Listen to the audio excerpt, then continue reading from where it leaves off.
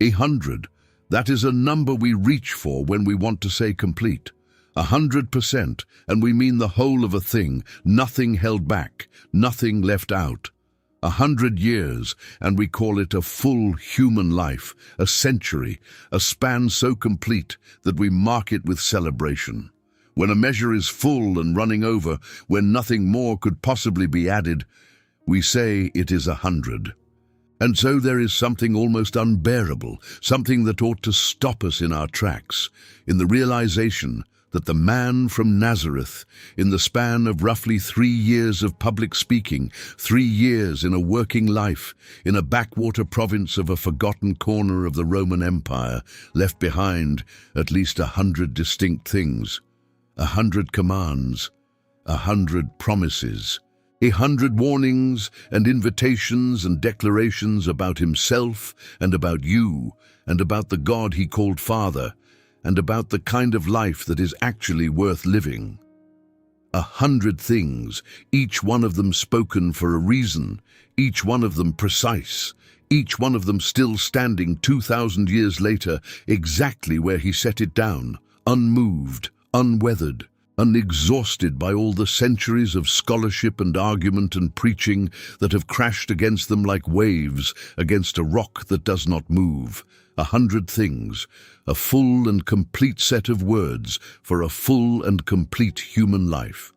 And here is the strange and quiet tragedy that this entire teaching is going to sit inside of, gently and honestly, for as long as we are together today. Most of us live as though he never said any of them. Not because we reject them. That would almost be more honest. That would at least be a decision, a position, a stance you could argue with. No, we do something stranger than rejection, something harder to see precisely because it hides in plain sight. We affirm them and ignore them at the same time. We would defend these words if someone attacked them. We would grieve if they were taken away from us. We keep them in the house like heirlooms in a locked glass cabinet, dusted and admired and pointed out to visitors and never ever actually used while we live our real daily lives. The anxious mornings, the resentful afternoons, the sleepless nights, the quiet compromises we make with ourselves in the dark, as though the one who spoke them had never opened his mouth at all. He said, "Do not worry," and we worry. We worry with a thoroughness and a persistence that would astonish our ancestors. He said, "Forgive," and we keep the ledger, we tend the grievance, we rehearse the offense until it is worn smooth from handling. He said, "Do not be afraid." And in one form or another, that instruction appears in the scriptures more than 365 times, once for every day of the year and one to spare. And fear is still the low background hum of the modern soul, the thing beneath the thing, the engine idling under everything we do. He said the last would be first, and the first would be last, and we still arrange our entire lives, our careers, our comparisons, our secret scorekeeping around the desperate project of being first. He said, "Come to me, all of you who are weary and heavy laden, and I will give you rest." And we stay exhausted, and we call the exhaustion responsibility, and we wear it like a badge, like proof that we matter, like evidence that we are carrying something important. He offered us rest, and we chose the yoke. He offered us his words, and we chose to admire them from a distance where they could not touch us. 100 things spoken for a reason. And the reason was never to decorate a religion. The reason was never to give theologians something to argue about across the centuries, though heaven knows they have. The reason was never merely to fill the red letters in a certain kind of Bible so that the words of Jesus could be found more quickly on the page. The reason was you. The reason was the specific, particular, actual life you are living right now, in the room where you are sitting at the hour this found you, with the exact weight you carried into this moment. The thing you are worried about, the person you have not forgiven, the fear you have not named, the grief that has not lifted, the exhaustion that sleep does not cure. Every one of these 100 things was aimed with a precision that ought to frighten us and comfort us in equal measure, at some exact place in the human heart where healing was needed and had not yet come. He did not speak in general. He never once spoke in general. This is one of the most astonishing things about him, and we miss it constantly. He spoke to the fisherman with the loud mouth and the fragile courage, the one who would swear undying loyalty and then deny he ever knew the man 3 times before a rooster crowed. He spoke to the tax collector sitting at his booth, counting coins that everybody hated him for taking, a traitor to his own people, and he said 2 words, "Follow me," and the man got up and left the money on the table. He spoke to the woman who had been married 5 times and was living with a man who was not the 6th husband, and he spoke to her at noon, at the well, at the empty hour, when the respectable women of the town had already come and gone in the cool of the morning, and she had waited until the heat of the day to draw her water precisely so that she would not have to endure their eyes and their whispers. He met her there, in her carefully chosen isolation, and he told her everything she had ever done, and instead of shaming her, he offered her living water, and she ran back into the very town she had been avoiding to tell everyone she could find about the man who knew her completely and did not turn away.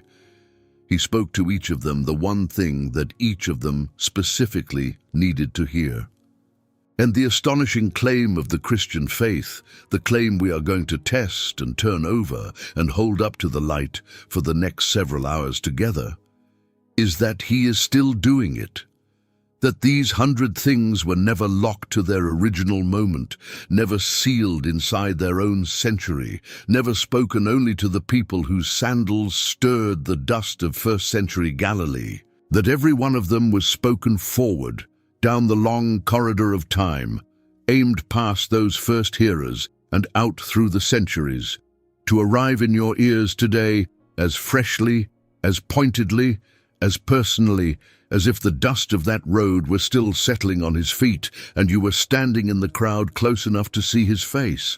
So this is what we are going to do together, and I want you to know the shape of it before we begin, so you can settle in for the whole journey. We are going to walk through the things Jesus actually said, not 100 of them recited one after another like a list to be endured and checked off, but gathered into the great rivers they flow into, the great themes he returned to again and again across his ministry.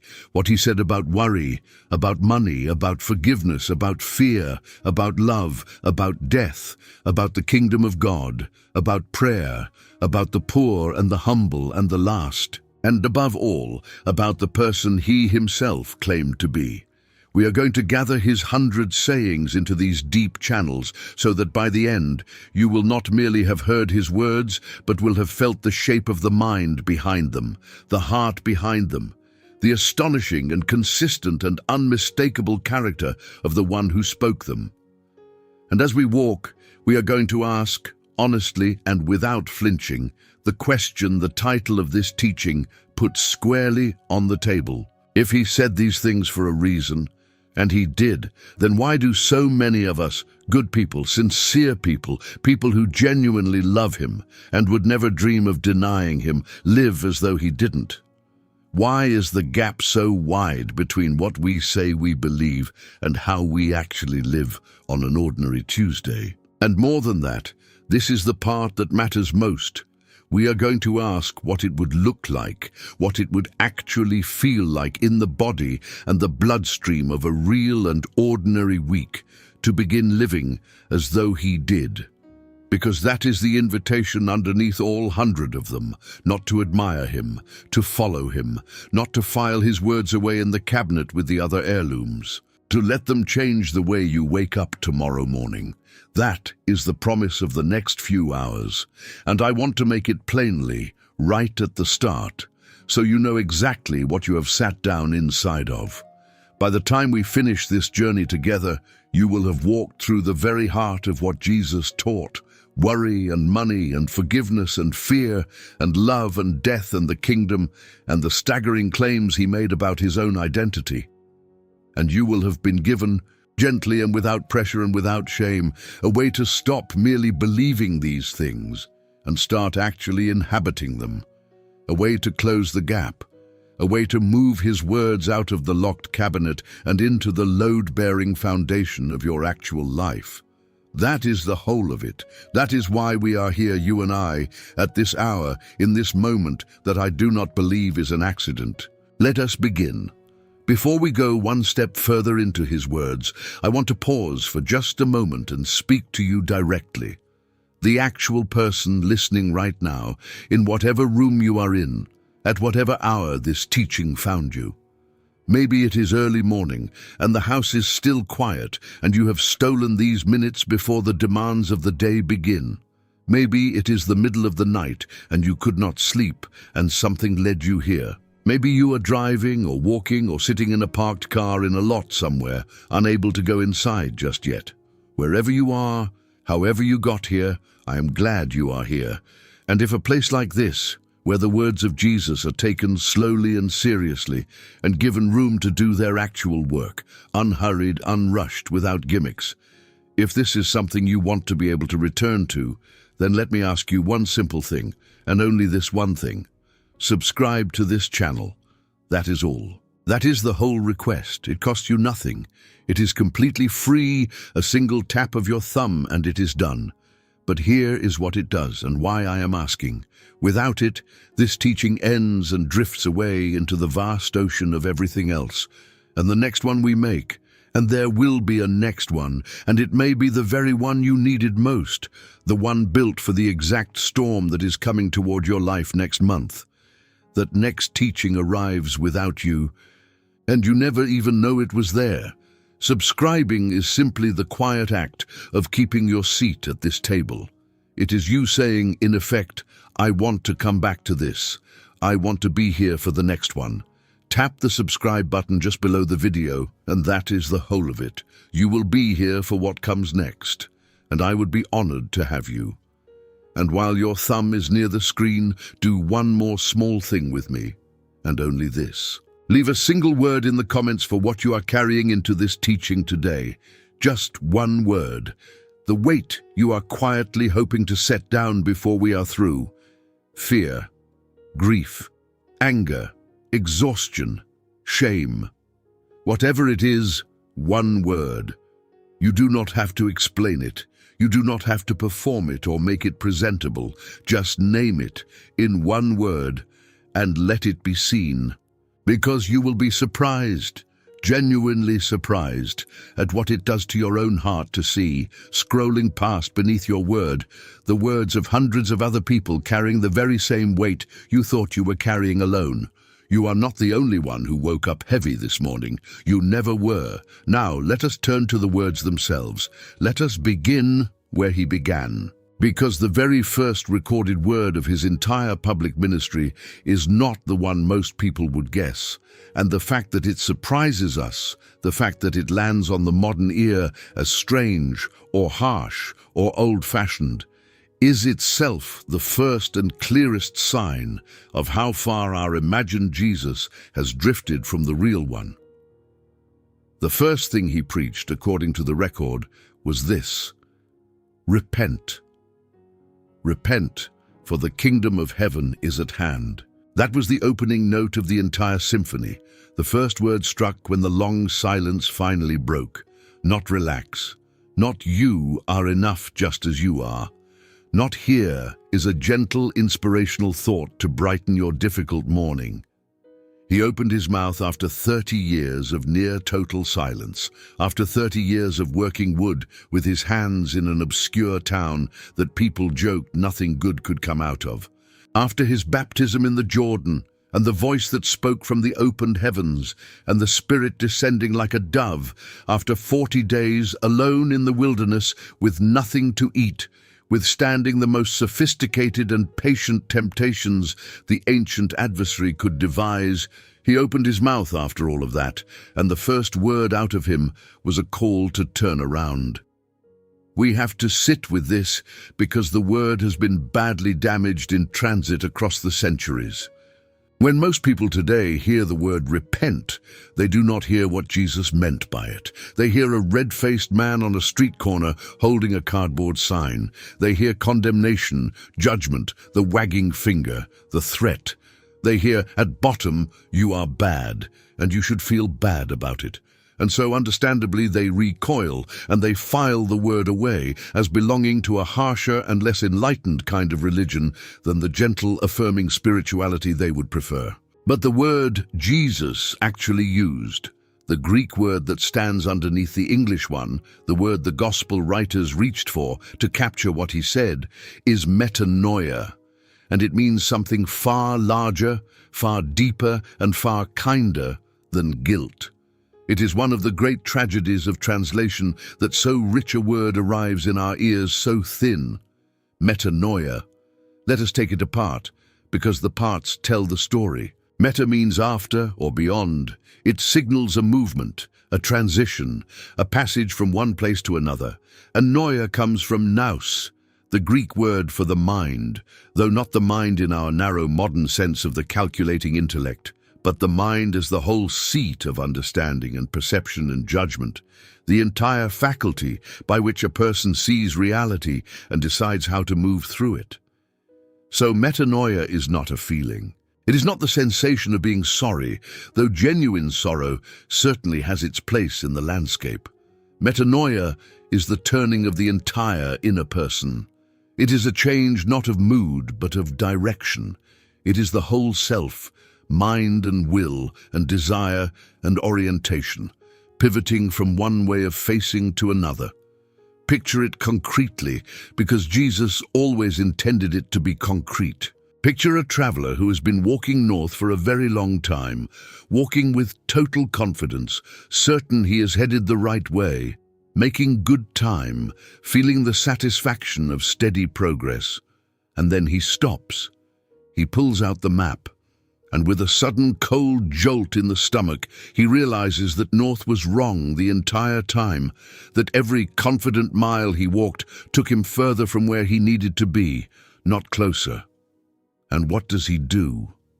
He doesn't sit down in the road and weep about the wasted miles, though he might feel the sting of them. He does not spend the rest of his life flagellating himself for the error. He turns, he faces the other direction, and he begins walking south with exactly the same energy and confidence he had been wasting going the wrong way. That turn, that decisive, whole-bodied, life-reorienting turn, that is metanoia. That is repentance, as Jesus meant it. It is not primarily about feeling bad. It is about facing the right way at last. And notice, this is everything. Do not miss this. Notice the reason he gives for the turning. He does not say repent because you are wretched and worthless. He does not say repent because a terrible judgment is coming to crush you if you don't. He says, repent for the kingdom of heaven is at hand. The reason is not threat. The reason is nearness. Something magnificent is arriving, is almost here, is close enough now to reach out and touch, and you simply cannot receive what is coming toward you while you are still facing the opposite direction. The call to turn is not a punishment handed down by an angry deity. It is the most hopeful sentence a person walking in the wrong direction could ever possibly hear. It means the road is not closed. It means the kingdom is still near, still arriving, still available. It means the turning is still possible. Today, right now, from wherever you happen to be standing, no matter how many confident miles you have already walked in the wrong direction. So here already, in the very first word of his ministry, we find the whole pattern of our problem laid out in miniature. We have taken a word that means turn toward the beautiful thing that is coming and shrunk it down into a word that means feel ashamed of yourself. And then, quite reasonably, we avoid it. Nobody wants to spend their life feeling ashamed, so we quietly set repentance aside as something meant for people worse than us, and in doing so, we set aside the doorway itself, the very door that opens onto everything else. He said it for a reason. The reason was to fling the door open, and most of us live as though the door were a wall. From that first word, he moved almost immediately to the next, and it was just as short and just as total. He walked along the shore of the Sea of Galilee, and let us be clear about what that place actually was, because our imaginations have softened it into something it was not. It was not a picturesque lake in a gentle painting.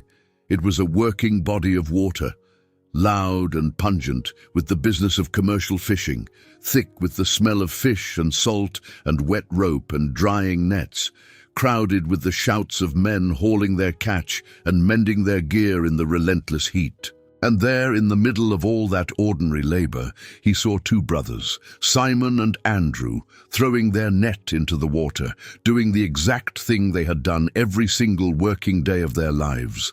The thing their father had taught them and his father had taught him. The thing that was their identity and their income and their reputation and their entire imagined future stretching out ahead of them, one catch at a time until they grew old and taught it to their own sons. And Jesus looked at them and said two words that ended one life and began another. Follow me. Not consider my teaching, not attend my lectures when it happens to be convenient for your schedule.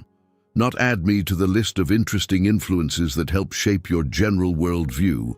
Follow, come after me, walk the road I walk, go where I go, be present for what I am present for. Stay close enough to watch how I respond when I am tired and hungry and the crowds will not leave me alone. Stay close enough to see how I speak to the people everyone else has written off. Stay close enough to hear how I pray when no one is watching and there is nothing to be gained by it. Learn me not from a book, but from proximity. The way an apprentice learns a craft, the way a child learns to be human, by being near, by watching, by imitating, by staying close over long stretches of ordinary time. And the staggering thing in the text, the detail that ought to stop us every single time we read it, is that they left the nets immediately. Immediately. They did not schedule a follow-up conversation to discuss the terms. They did not go home first to weigh the pros and cons, to consult the family, to make sure the timing was right and the risk was manageable. They did not ask for a trial period or a written guarantee. Something in the voice, something in the man himself, was of such combined authority and tenderness that the most rooted men in the most rooted profession dropped the only life they had ever known, left the nets lying there on the shore, and walked into an unknown future behind a man they barely knew. The word the gospel uses carries a sense of immediacy and ongoing movement, a call issued in the moment by a person already in motion to people who were, at that very second, occupied with something else entirely. It was not an invitation to an event. It was a summons to a whole new way of being alive, and we have quietly, subtly, almost without noticing, made follow me into believe certain things about me. We have swapped the road for a set of correct opinions. We have somehow decided that we can hold all the right doctrines about Jesus in our heads, while our feet stay firmly and comfortably planted in exactly the life we were already living before we ever heard of him. And we have called that arrangement faith. But he did not say agree with me. He did not say affirm the following statements about my nature and my mission. He said follow me. And following is a thing the feet do. It has a direction. It has a cost. It leaves something behind on the shore. The nets, the booth, the old identity, the safe and familiar future you had already mapped out for yourself. He said it for a reason, and the reason was that he wanted our lives, not merely our opinions about him. And most of us, if we are honest, have handed him our opinions and quietly kept our lives. Now, having called these ordinary men, watch what he did with them next, because it tells you exactly what kind of teacher he intended to be and what kind of kingdom he was building. He did not take them to a school. He did not enroll them in a curriculum. He took them up onto an ordinary hillside, and he sat down in the grass, which was the posture of a rabbi, the settled, deliberate posture of someone preparing to say something that mattered. And he opened his mouth and delivered what we have called ever since the Sermon on the Mount. And he opened that sermon, the greatest sermon ever preached, with a series of statements so upside down, so completely contrary to everything the human heart naturally believes about who is winning at life and who is losing, that we have spent 2,000 years failing to take them literally. We call them the Beatitudes, from the Latin word for blessed, and they are among the most famous words he ever spoke and among the least believed. Blessed are the poor in spirit, for theirs is the kingdom of heaven. Blessed are those who mourn, for they shall be comforted. Blessed are the meek, for they shall inherit the earth. Blessed are those who hunger and thirst for righteousness, for they shall be filled. Blessed are the merciful, for they shall obtain mercy. Blessed are the pure in heart, for they shall see God. Blessed are the peacemakers, for they shall be called the children of God. Blessed are those who are persecuted for righteousness' sake, for theirs is the kingdom of heaven. Read that list again, slowly, and feel how completely it inverts the world you actually live in. Blessed, genuinely well off, genuinely fortunate, genuinely to be envied, flourishing at the deepest possible level, are the poor in spirit. The ones who have come to the very end of their own inner resources, who know with painful certainty that they cannot manufacture their own righteousness or fix their own souls, who stand before God with completely empty hands and nothing to offer.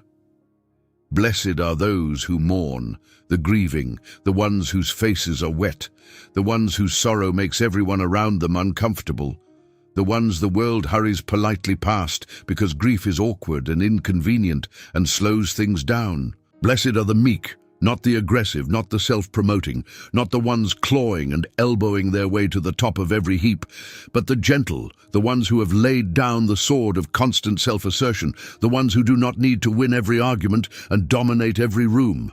He is describing in 8 short sentences a kingdom whose entire economy runs precisely backward from ours. In our world, the world of the marketplace and the ladder and the algorithm, blessing flows to the strong, the full, the confident, the winning, the ones with the most followers and the fullest accounts and the loudest voices. In his kingdom, blessing flows in exactly the opposite direction, to the poor, the mourning, the meek, the hungry, the merciful, the ones the world overlooks entirely. And he was not describing some distant heaven you might reach after you die if you are good enough. He was describing right there on that hillside, in the present tense, the actual living texture of life inside the kingdom that was already, in his own presence, breaking into the world like dawn breaking over a dark valley. Why does this matter so much for the way we actually live right now, today? Because almost all of our anxiety, almost all of our frantic striving, almost all of the bone-deep exhaustion so many of us carry, comes directly from believing the exact opposite of the Beatitudes. We believe deep in our bones, beneath all our religious language, that blessing flows to the full. And so we spend our whole lives frantically, desperately trying to be full of achievement, full of security, full of approval, full of accomplishments we can point to, full of the settled, permanent sense that we are finally enough, that we have finally done enough and become enough to be safe and to be loved. And Jesus, from the very foundation stone of his entire teaching, from the opening words of his greatest sermon, says, no, that is not where the door is. The door into the real life, the life that is actually life, is on the other side entirely. It opens for the ones who have stopped pretending to be full. It opens for the poor in spirit, for the ones honest enough to come with empty hands. He said it for a reason, and the reason was to free us from the treadmill we are killing ourselves on. And most of us are still running on that treadmill at full speed, having read the very words that told us we could step off. He kept going up on that hill, and every sentence turned another corner of the human heart inside out. You have heard that it was said to those of old, you shall not murder. But I say to you that everyone who is angry with his brother is in danger of the judgment. You have heard that it was said, you shall not commit adultery. But I say to you that everyone who looks with lust has already committed it in his heart. Over and over, the same startling structure. You have heard that it was said, but I say to you. He was taking the law that everyone already knew, the law they had built their whole religious identity on keeping, and he was driving it inward, down past the behavior into the desire, down past the visible action into the hidden intention, down into the secret interior room of the heart where no other teacher in history had ever dared to bring the law. And the effect of this is not, as it first appears, to crush us under an impossible and ever-expanding standard, though it can certainly feel that way in the first shock of hearing it. The effect is something far more surgical, far more merciful. He is showing us that the problem was never only in our hands, it was always, all along, in our hearts. External rule-keeping was never going to be enough, could never have been enough, because the sickness was always deeper than behavior. It lived in the source, not just the symptoms, and a physician who tells you the disease goes deeper than you thought is not being cruel to you. He is being the only kind of physician worth having, the kind who intends to actually heal you all the way down, root and all, rather than simply managing your symptoms and sending you home still sick. And then, right there in the middle of that same sermon, he taught them to pray, and he gave them the words that more human beings have spoken aloud than any other words in the entire history of the world. Our Father, which art in heaven. Stop at the very first two words, Our Father. In an age when the God of Israel was approached with trembling and elaborate ritual, when his holy name was considered too sacred to be spoken aloud at all, when the distance between the almighty and ordinary people felt infinite and unbridgeable, Jesus opened the way to God with the word that a small child uses for the man who tucks him into bed at night. Father. Abba, in his own Aramaic tongue, an intimate, familial, tender word, closer to Papa than to any formal title. Not master, not judge, not distant cosmic force that set the universe spinning and then withdrew to a great and silent distance. Father, and not even my Father, as though access to God were a private possession to be hoarded and guarded, but our Father, drawing every single person who prays those words into one enormous family that spans every century and every continent and every language on earth. In two words, he redefined the entire relationship between humanity and God.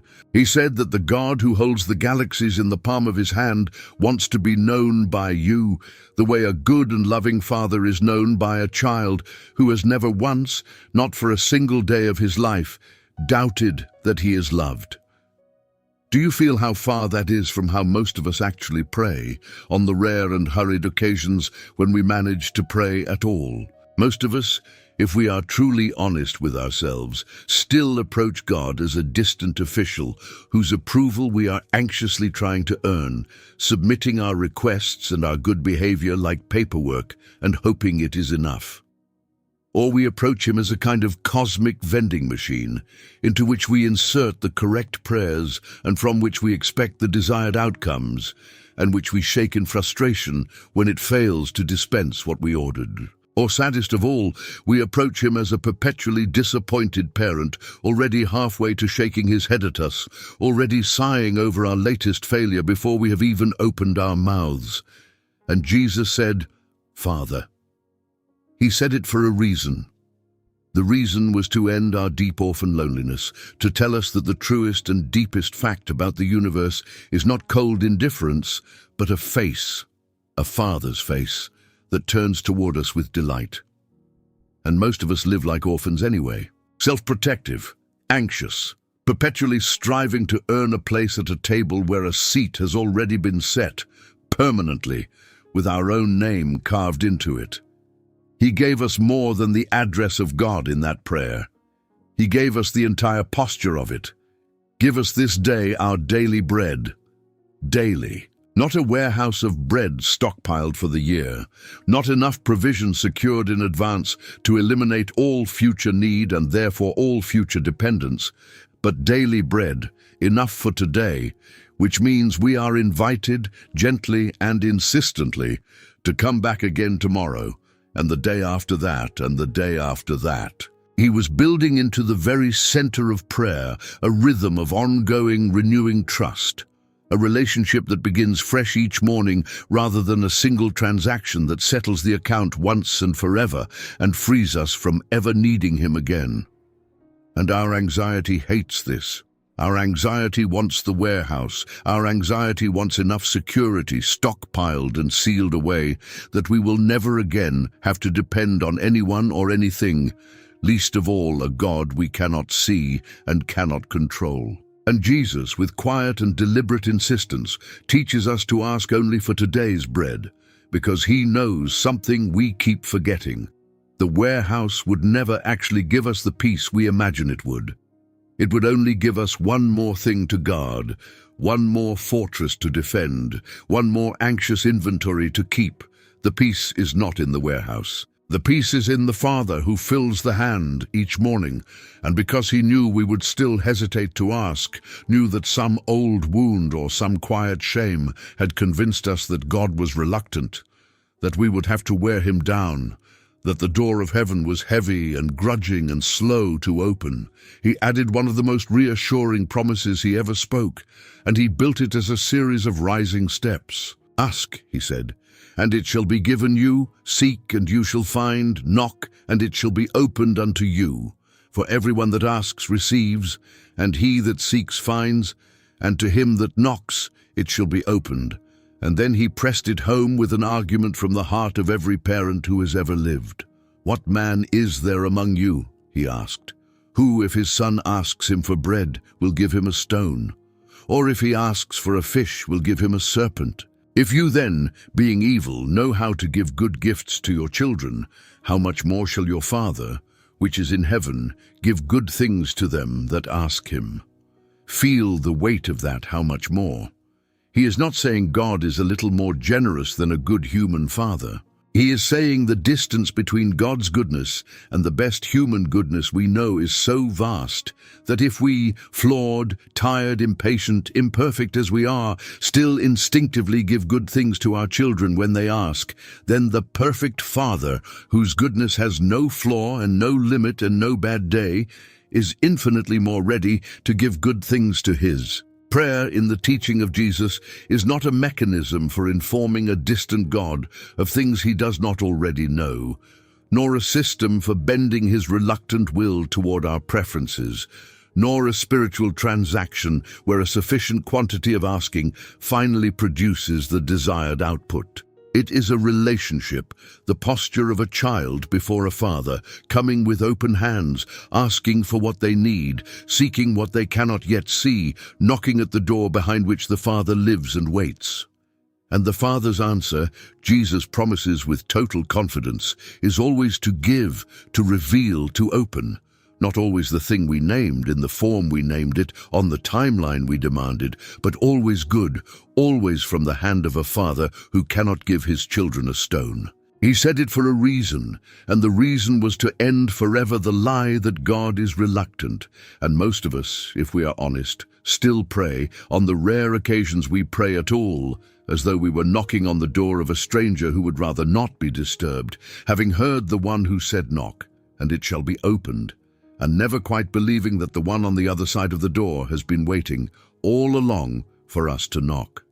And then, still in the same sermon, still sitting in the grass on that hillside, he said the thing that may well be the single most disobeyed instruction he ever gave, and he said it not once but repeatedly, circling back to it and around it and through it like a man who knew, with perfect foreknowledge, that we would need to hear it more than once, more than a dozen times, more than we could count.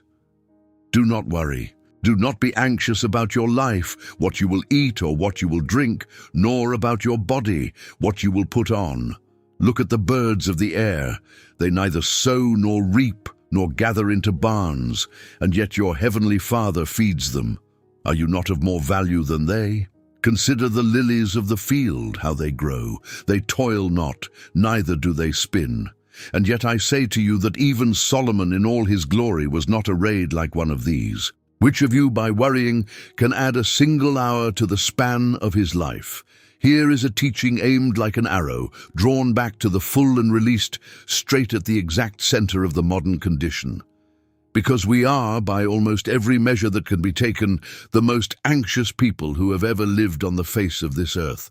We have more security than any generation in the whole of human history and less peace than almost any of them. We have locks on our doors and insurance on our lives and savings in our accounts and screens in our pockets that promise to keep us informed, minute by minute, of every distant catastrophe unfolding anywhere on the planet. And we lie awake anyway, in the dark, running the same tired loops of fear that our ancestors ran by firelight. Only ours are louder and faster and never stop. Anxiety has become so normal, so constant a feature of the interior landscape, that many of us have genuinely forgotten what it felt like to wake up in the morning without it already there, waiting for us at the threshold of consciousness before our eyes are even open. And into all of it, into the whole roaring machinery of modern dread, Jesus says quietly, "Look at the birds." Not because the birds are lazy. The birds are not lazy at all. The birds are up at first light, working hard, hunting for the worm, building the nest, feeding the young. He is not commending idleness. He is pointing at something far more precise. The birds work, but the birds do not carry tomorrow's provision as a crushing psychological weight today. They do the work that today requires, and they trust the world to hold them, and it does. Jesus is not forbidding planning. He is not calling us to irresponsibility or to some careless refusal to prepare. He is naming, with surgical precision, a specific and poisonous thing. The anxious rehearsal of futures that have not arrived and mostly never will. The endless mental carrying of loads that were never actually given to us to carry, because they belong to a day that is not yet here and may never come at all. And notice the logic that sits underneath the command, because this is what elevates it from a pleasant sentiment into something with the power to actually change your life. Your Heavenly Father feeds them. That is the ground of the whole thing. The reason we do not have to be consumed and hollowed out by anxiety is not that everything will always go the way we want it to. Jesus never once promises that, and he himself walked with open eyes straight toward a cross. The reason is that there is a Father, and the Father sees, and the Father is not absent, and the Father who takes the trouble to clothe a wildflower that blooms for a single afternoon and is gone by evening is not going to be careless or forgetful with the child he made in his own image and loves with an everlasting love. The cure for worry in the teaching of Jesus is not positive thinking. It is not the suppression of fear by sheer force of will. It is not a technique for emptying the mind. It is the relocation of trust. It is the deliberate, repeated act of moving the entire weight of your future off of your own shoulders, which were never built to bear it and are buckling under it even now, and onto the shoulders of a Father whose strength has no limit and whose attention never wavers, and whose love for you does not depend on your performance. He said it for a reason, and the reason was to give us rest, real rest, deep down in the place where the worry actually lives.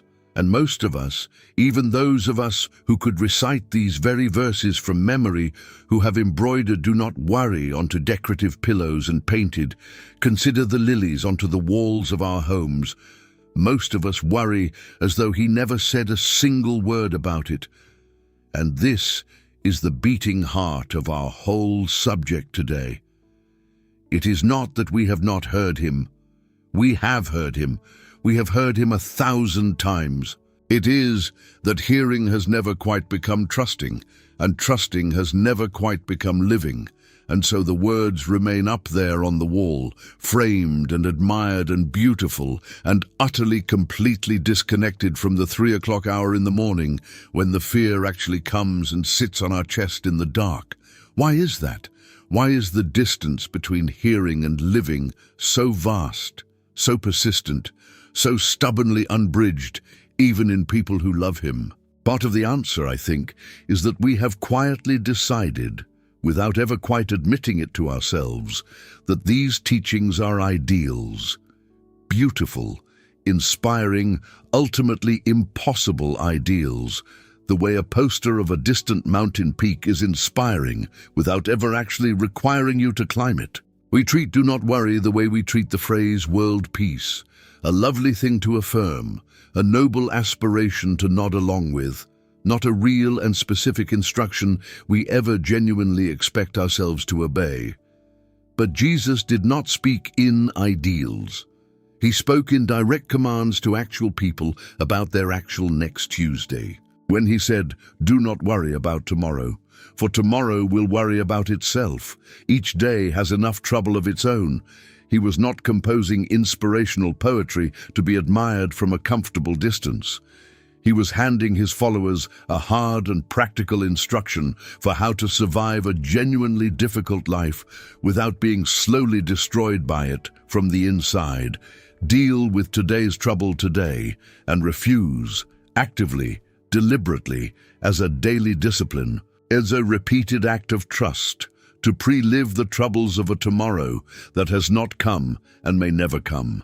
That is not an ideal. That is a technique for staying sane, given to us by the sanest man who ever lived. Let us follow that thread of trust deeper, because it runs like a golden wire through everything he taught, and it leads us directly to one of the most famous invitations he ever spoke. Words that have been whispered by more grieving, exhausted, burdened, and broken people over more centuries than perhaps any other words he ever said. "Come to me, all you who labor and are heavy laden, and I will give you rest. Take my yoke upon you and learn of me, for I am meek and lowly in heart, and you shall find rest for your souls. For my yoke is easy and my burden is light." Listen to how wide the door of that invitation swings open. Come to me, all you who labor. All, every single one, not the especially holy. Not those who already have their lives more or less together and are just looking for a little extra encouragement. Not the ones who have earned their rest through sufficient spiritual performance and can now claim it as a reward. All, everyone, anyone. And the word for labor here does not mean only the honest tiredness of the body after a hard day's work. It means the deeper grinding exhaustion of the person who has been trying too hard, for too long, to hold too much together with too little help.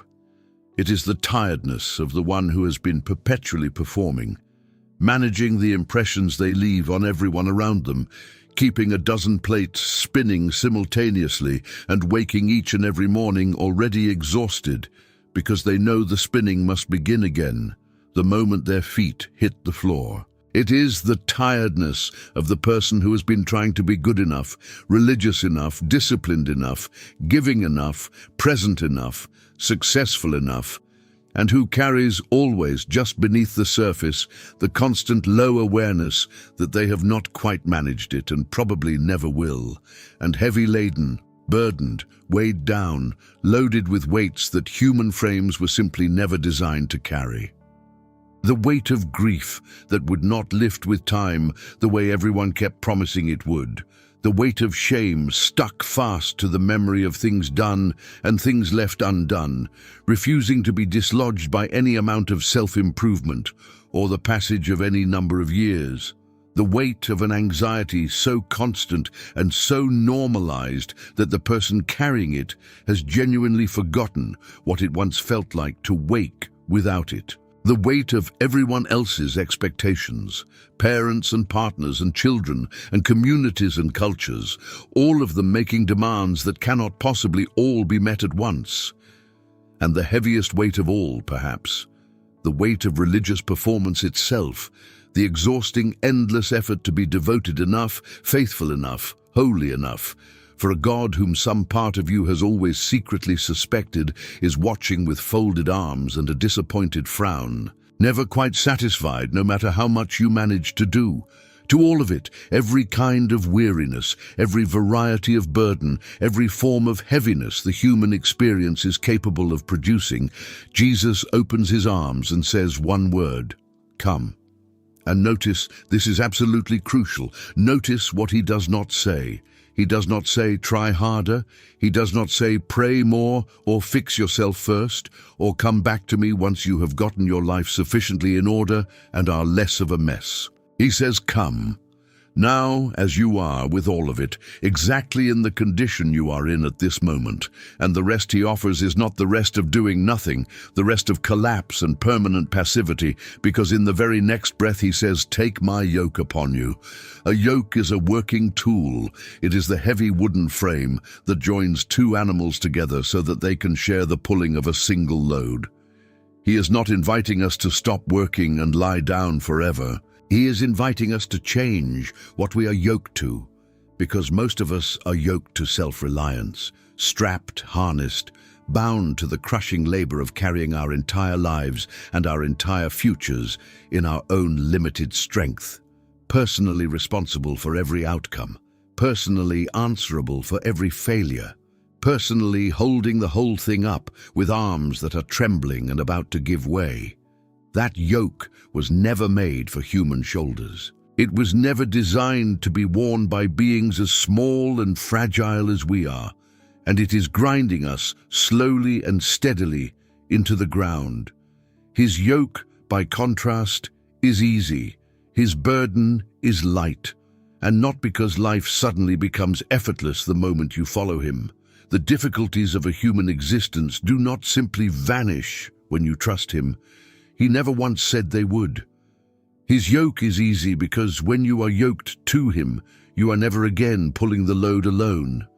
The greater part of the weight, the crushing part, the part that was breaking you, rests on the shoulders of the one who is yoked beside you, and his shoulders are infinite, and his strength never once diminishes, and he does not tire, and he does not resent the pulling, and he will not let go of his side of the frame. The easy yoke is simply the yoke that is worn beside the one who is carrying the far greater portion of everything you thought. In your exhaustion, you were carrying entirely by yourself. And who is it that issues this extraordinary invitation?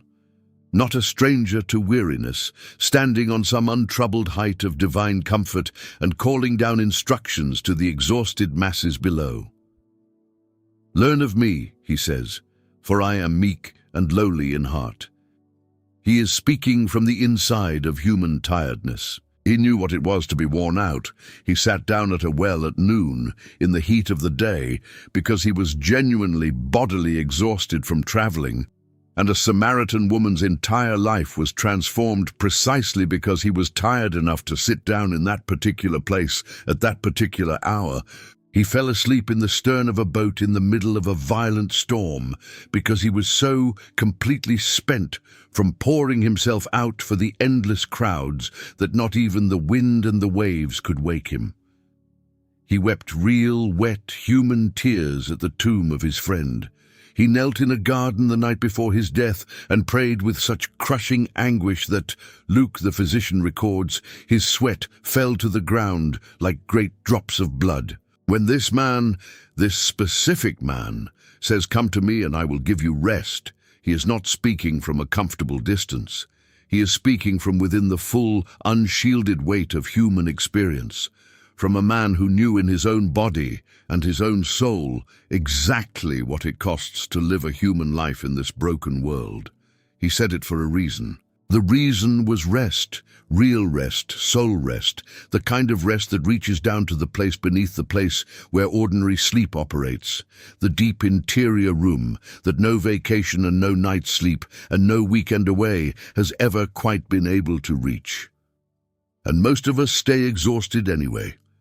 We hear, come to me, and I will give you rest, and we do not come. Or we come once, and we feel the burden lift for a moment, a blessed moment, And then we walk out of the room and immediately take the whole weight back onto our own shoulders, and we return to the crushing yoke of self-reliance, and we call it being responsible, and we call it being strong, and we wonder month after month, year after year, why we are so tired all the time. The invitation stands open, the arms have never once lowered, the rest has never expired and never will. And still we labor on alone, just a few feet away from the one who offered, with everything in him, to carry it with us. Let me pause here and speak to something directly, because if you have been listening honestly, really listening, letting these words in rather than holding them at the safe distance where they cannot reach you, then a certain discomfort may be rising in you by now. And I want to name it out loud before it curdles into the wrong thing. You may be feeling, as we lay these teachings out one after another and hold them up honestly against the way we actually live, that you are being exposed, convicted, caught, maybe even a little ashamed. I do worry. I don't forgive. I am yoked to self-reliance and calling it strength. I live day after day as though he never said these things at all. And I want to be very careful with you here, very gentle, because that feeling can go in one of two directions, and only one of them is from him. If that feeling is pushing you down toward despair, toward I am a failure, I will never get this right, what is even the point of trying? Then hear me clearly, that is not the voice of Jesus. That is the voice of the accuser, and it always, always ends in paralysis, and paralysis was never once his goal for you. But if that feeling is the gentle, aching ache of recognition, oh, there is a better way to live than the way I have been living, and I have been missing it, and the door is somehow still open to me, then that is exactly, precisely the ache these words were spoken to produce. Remember the very first word of his entire ministry, repent, turn. It was never condemnation.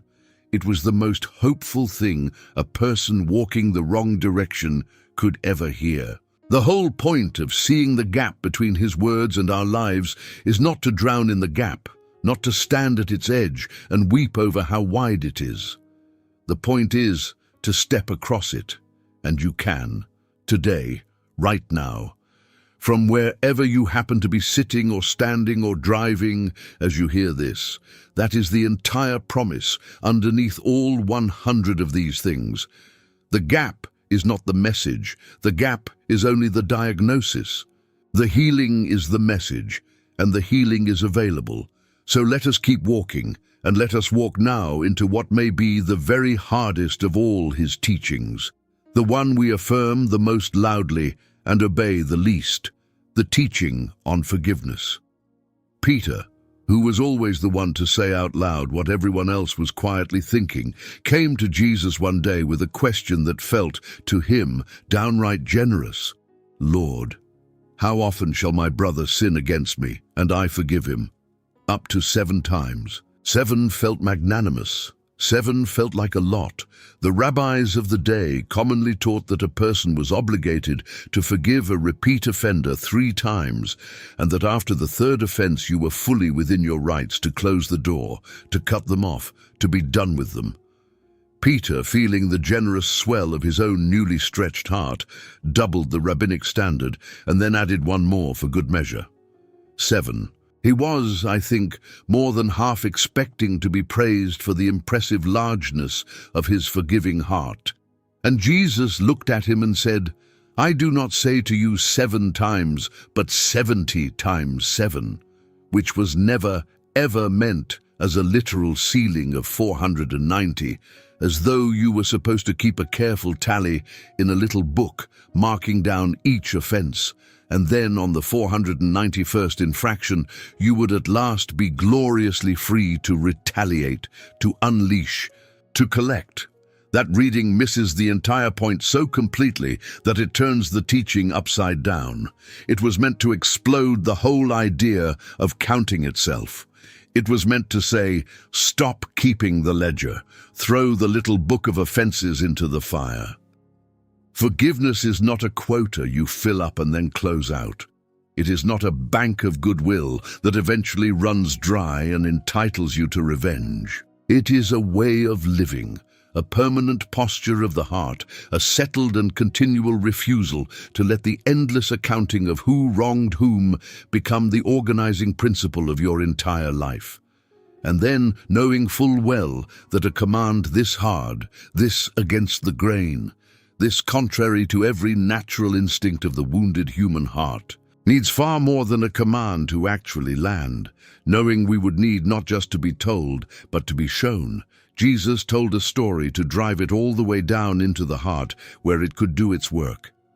A servant, he said, owed his king an unpayable debt, 10,000 talents, a sum so astronomically vast that it was essentially a way of saying a debt no human being could ever hope to repay in 100 lifetimes of labor, a number chosen specifically because it could not be conceived of, let alone paid. The king moved to settle accounts and to collect what was owed. The servant, seeing ruin and slavery and the destruction of his whole family bearing down on him, fell on his face and begged for time, for patience, for mercy. And the king, and here is where the story turns and does something no one listening would have expected. The king was moved with compassion, and he did something extraordinary, something far beyond anything the servant had dared to ask for. The servant had begged merely for more time to pay, but the king did not grant more time. He did not restructure the debt. He did not set up a manageable payment plan or reduce the sum to something the man could eventually handle. He forgave it. The whole thing, the entire unpayable, unimaginable, crushing weight of it, wiped clean, cancelled, gone, as though it had never existed. And that same servant, this is the part that makes you catch your breath, that same servant, newly and impossibly and undeservedly free, walked straight out of the palace, still practically dizzy with the mercy he had just received, found a fellow servant who owed him a trivial sum, 100 denarii, a few months' ordinary wages, real money, but absolutely nothing beside the mountain of debt he himself had just been forgiven. And he seized that fellow servant by the throat. He grabbed him and choked him and demanded immediate payment, and when the man could not pay, when the man fell down and begged for patience in the exact same words the first servant had used before the king only moments earlier, he refused and had him thrown into prison until he should pay every last coin. Jesus is not being subtle here. He is not hiding the meaning behind layers of mystery. The story is a mirror, and it is held up deliberately and unavoidably to every single one of us who has ever received the boundless, unpayable, undeserved mercy of God, the cancellation of a debt we could never in 10,000 lifetimes have repaid, and then turned right around and gripped a fellow human being by the throat over a comparatively trivial wound. And I know that as I say this, some of you are thinking of a wound that does not feel trivial at all, not even a little, a betrayal that broke something in you that has never fully healed, an abuse that stole years of your life or your innocence or your ability to trust, a person who genuinely, deeply, undeniably, catastrophically wronged you. And I am not going to stand here and pretend that the 100 denarii always feels like 100 denarii. Sometimes it feels like everything. Sometimes the wound is so deep and so real that the very suggestion of forgiveness feels like an insult, like being asked to declare that what happened to you was fine when it was not fine, when it was the opposite of fine. So hear what forgiveness actually is in the teaching of Jesus, because we have badly, tragically misunderstood it. And the misunderstanding has kept countless wounded people locked in a prison they did not even know they were living in. Forgiveness is not saying the wound did not matter. It is not declaring the wrong to be acceptable, or minimizing it, or excusing it, or pretending it never happened. It is not the absence of justice or the erasure of truth. Forgiveness is the decision to release the debt, to stop demanding that this person pay you back what they can never actually pay, to take your hand off their throat, to hand the entire matter of justice over to a God who sees more clearly than you ever could and judges more justly than you ever will, and then to walk away free. Because here is the terrible, hidden secret of unforgiveness, the thing almost no one tells you. It does not imprison the one who wronged you. It imprisons you. You are the one in the cell. The person you refuse to forgive is very often out there somewhere sleeping soundly, entirely unaware of and completely untouched by the long sentence you are serving on their behalf. They are living their life. You are pacing the cell. Forgiveness is the key that finally lets you out of the prison you did not choose but have been living in all this time. He said it for a reason, and the reason was your freedom. He was not adding one more heavy burden to your already impossibly heavy life. He was trying, with everything in him, to lift off of you the heaviest burden of all, the slow-acting poison of resentment that hardens the heart a little more each year, that sours the days and the decades, that turns a person over enough time into a living monument to a single wound, a shrine built around an old injury and tended faithfully until it consumes the one who tends it. And most of us keep the ledger anyway. We nurse the grievance like something precious. We rehearse the offense in the theater of the mind until we have it memorized, every detail, every word, every expression on their face. We build a small, dark shrine to the thing that was done to us, and we keep its flame burning, and we call it justice, and we do not notice, we genuinely do not notice, that we have moved into the prison ourselves and locked the door from the inside and swallowed the key. He handed us the key. He said, "Forgive 70 times 7, release the debt, walk out of the cell, come out into the light." And most of us go on living in the cell with the key already resting in our own open hand. There is a phrase Jesus tucked into the prayer he taught us, the prayer we say so often and so quickly that we no longer actually hear the words, and it belongs right here in the middle of all this. Forgive us our debts, as we forgive our debtors, as, in the same measure, with the same openness. He knits our receiving of mercy and our giving of mercy together into a single, inseparable motion.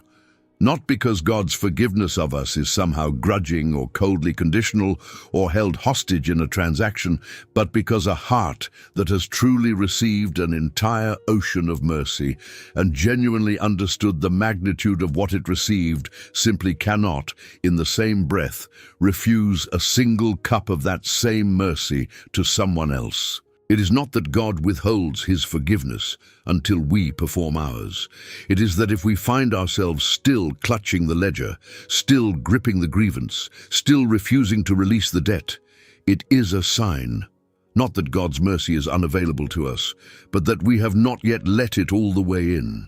The unforgiving heart is, at bottom, the heart that has not yet felt the full weight and wonder of its own forgiveness. And so the invitation to forgive others is really underneath everything, an invitation to go deeper into being forgiven ourselves, to let the mercy we have received sink so far down, so completely, that it begins to leak out of us in every direction, toward everyone who has ever wronged us, almost without our trying. That is the whole mechanism of it. He said it for a reason. Now we have been moving through the great themes of his teaching, and I want to turn to one that Jesus spoke about more often than almost any other single subject. More than heaven, more than hell, more than prayer, more than almost anything else we tend to associate with religious concern. He spoke about money, about possessions, about wealth and its silent, tenacious grip on the human heart. And he spoke about it not because he was obsessed with money, and not because he wanted anyone's money, but because he understood with a clarity that reads like an X-ray that money is never only money, that it is the great rival God, the thing most likely of all things to climb up onto the throne of a human heart and quietly rule a life that imagines itself perfectly free. No one, he said, can serve two masters. For either he will hate the one and love the other, or else he will be devoted to the one and despise the other. You cannot serve God and money. Notice what he did not say.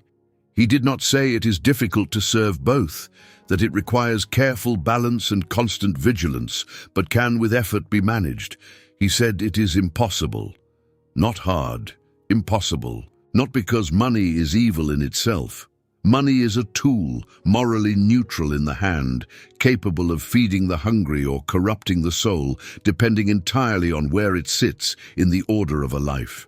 He said it is impossible because money makes a claim on the deepest allegiance of the human heart, and that the throne at the center of a life, seats only one.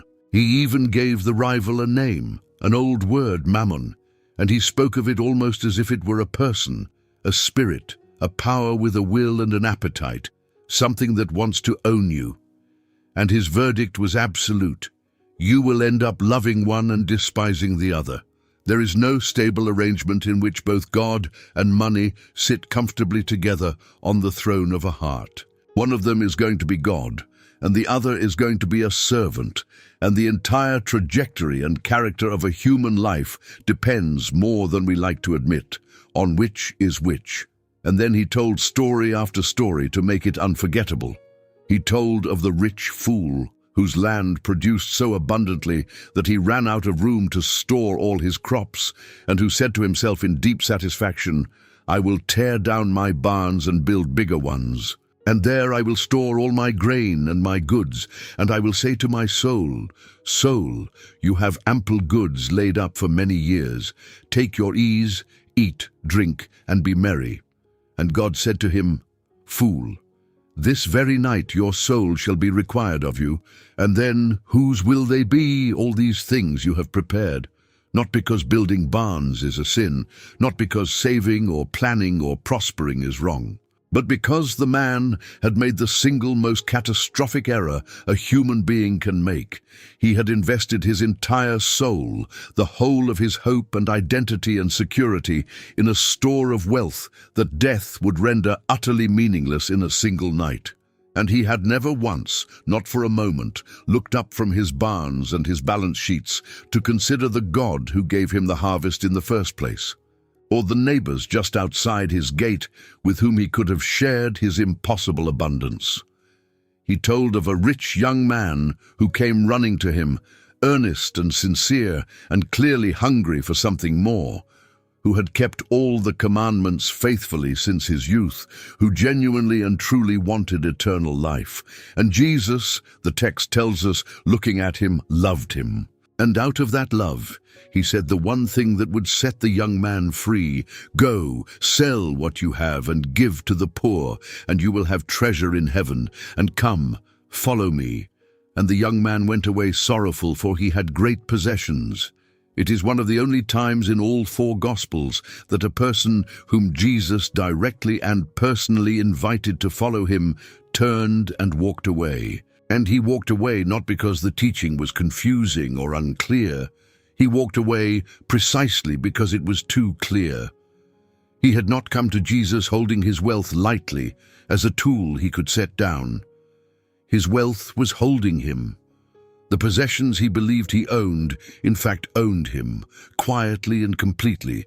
And when the moment of decision finally came, when it narrowed down to Jesus or the money won, and he turned and walked back into his old life. Sorrowful, note, not relieved, sorrowful, because some part of him knew, even as he walked away, that he had just traded the pearl of great price for a handful of coins he would have to leave behind anyway on the day he died. Why did Jesus talk about money more than he talked about heaven? because he knew us. He knew us all the way down. He knew that the love of money is not a rare sin belonging only to the greedy few, the obvious villains, the misers, and the tycoons. He knew it is a gravitational pull exerted on very nearly every human heart, so constant and so quiet that we mistake it for the natural order of things, for simple common sense, for being responsible. He knew that we would tell ourselves comfortably and continually that we could serve God with our hearts while serving Mammon with our actual lives, our schedules, our anxieties, our decisions, our sense of who is winning, and he wanted to close that particular escape hatch before we crawled through it and lost ourselves on the other side. Where your treasure is, he said, there will your heart be also. And notice the direction of that sentence, because it is the opposite of what we assume. We think the heart leads and the treasure obediently follows, that we will love God first in our hearts and then someday eventually get around to putting our finances and our schedules in order to match.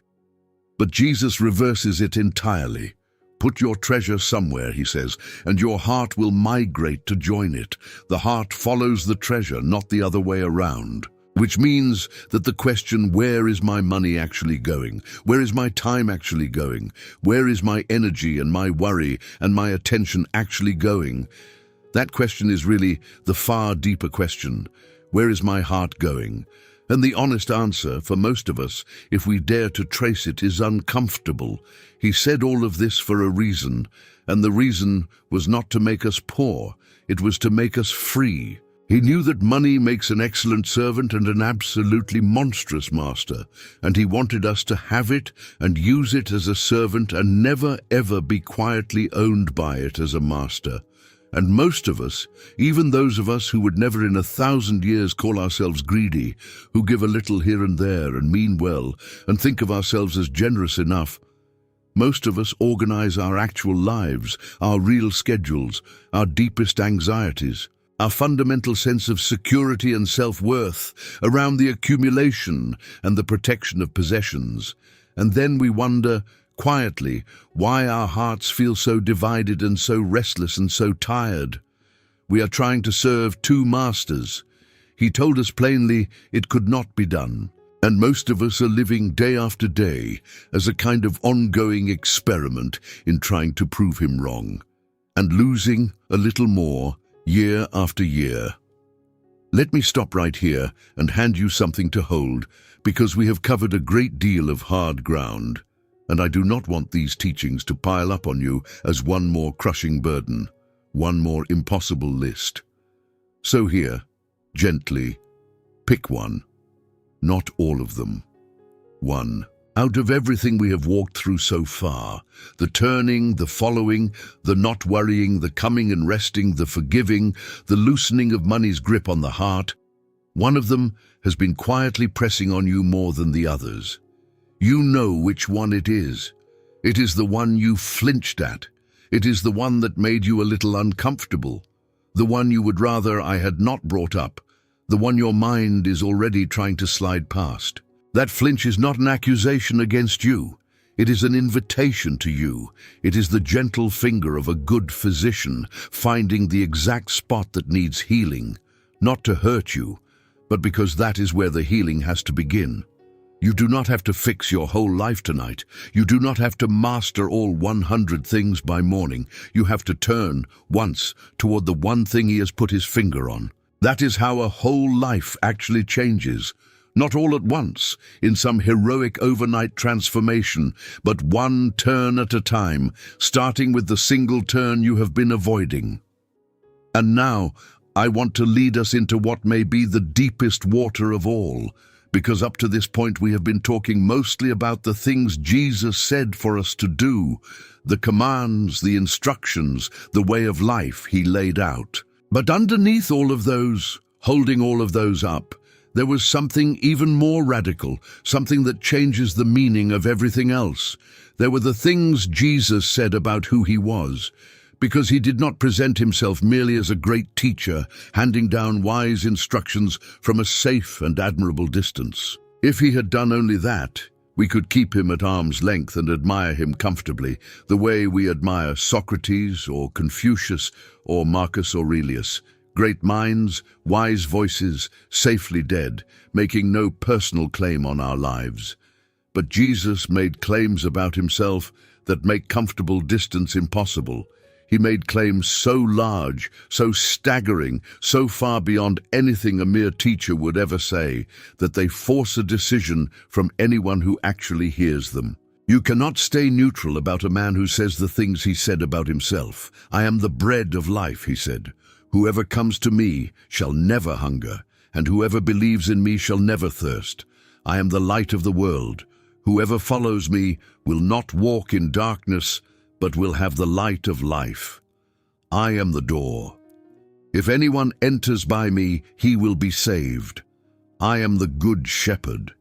The good shepherd lays down his life for the sheep. I am the resurrection and the life. Whoever believes in me, though he die, yet shall he live. I am the way and the truth and the life.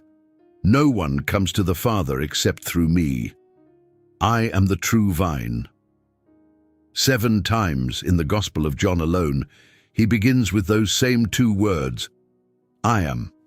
And every single listener who was steeped in the Hebrew Scriptures, which was every listener he was speaking to, would have felt the ground shift beneath their feet.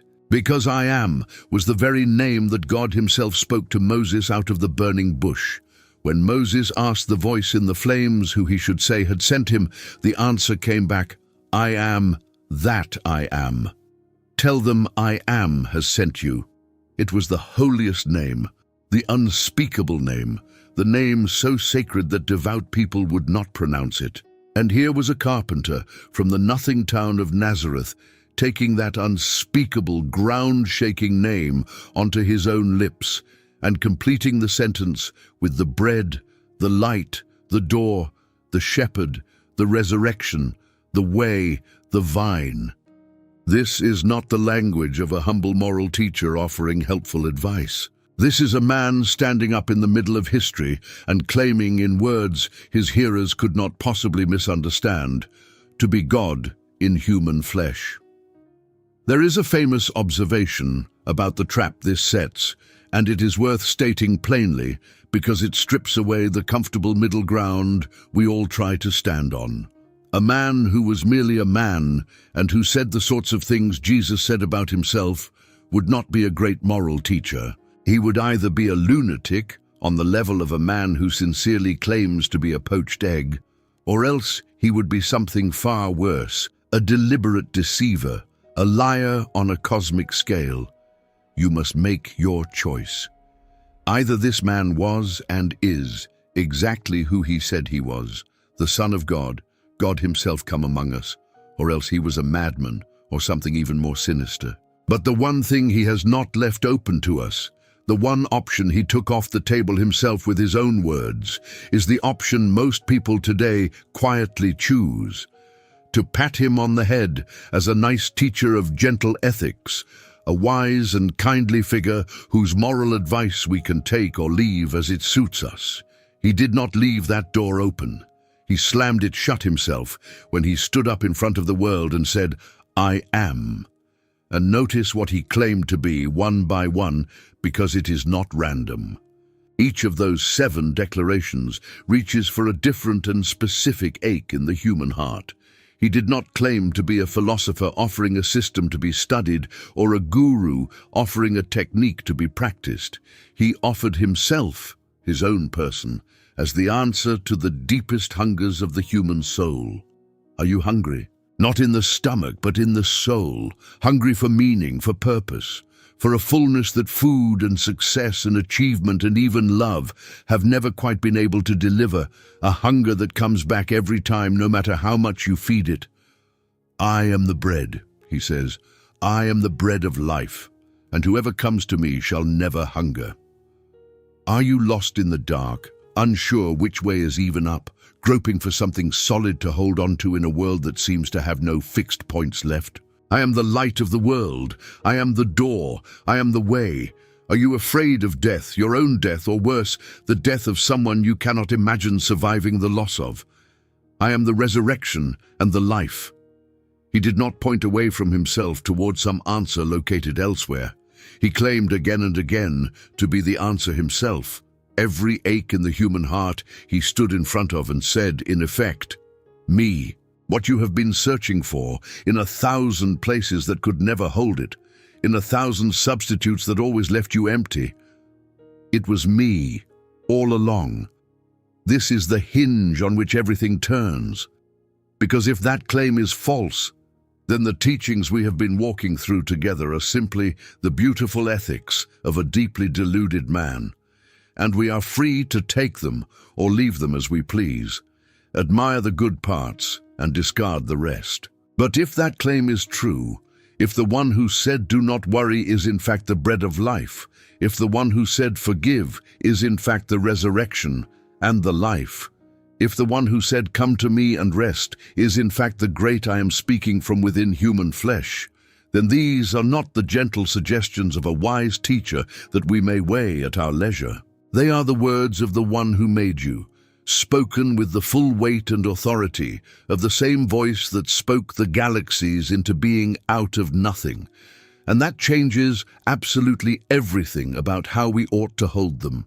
You can respectfully disagree with a teacher. You cannot casually disregard your maker. He said, "I am," for a reason.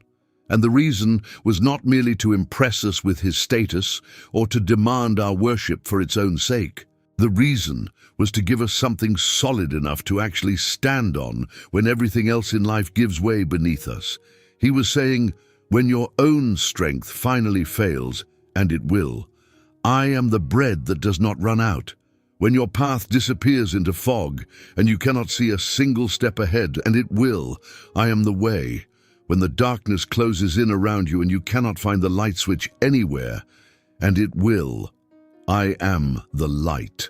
When death comes and takes what you love most, and there is nothing you can do to stop it, and it will, I am the resurrection.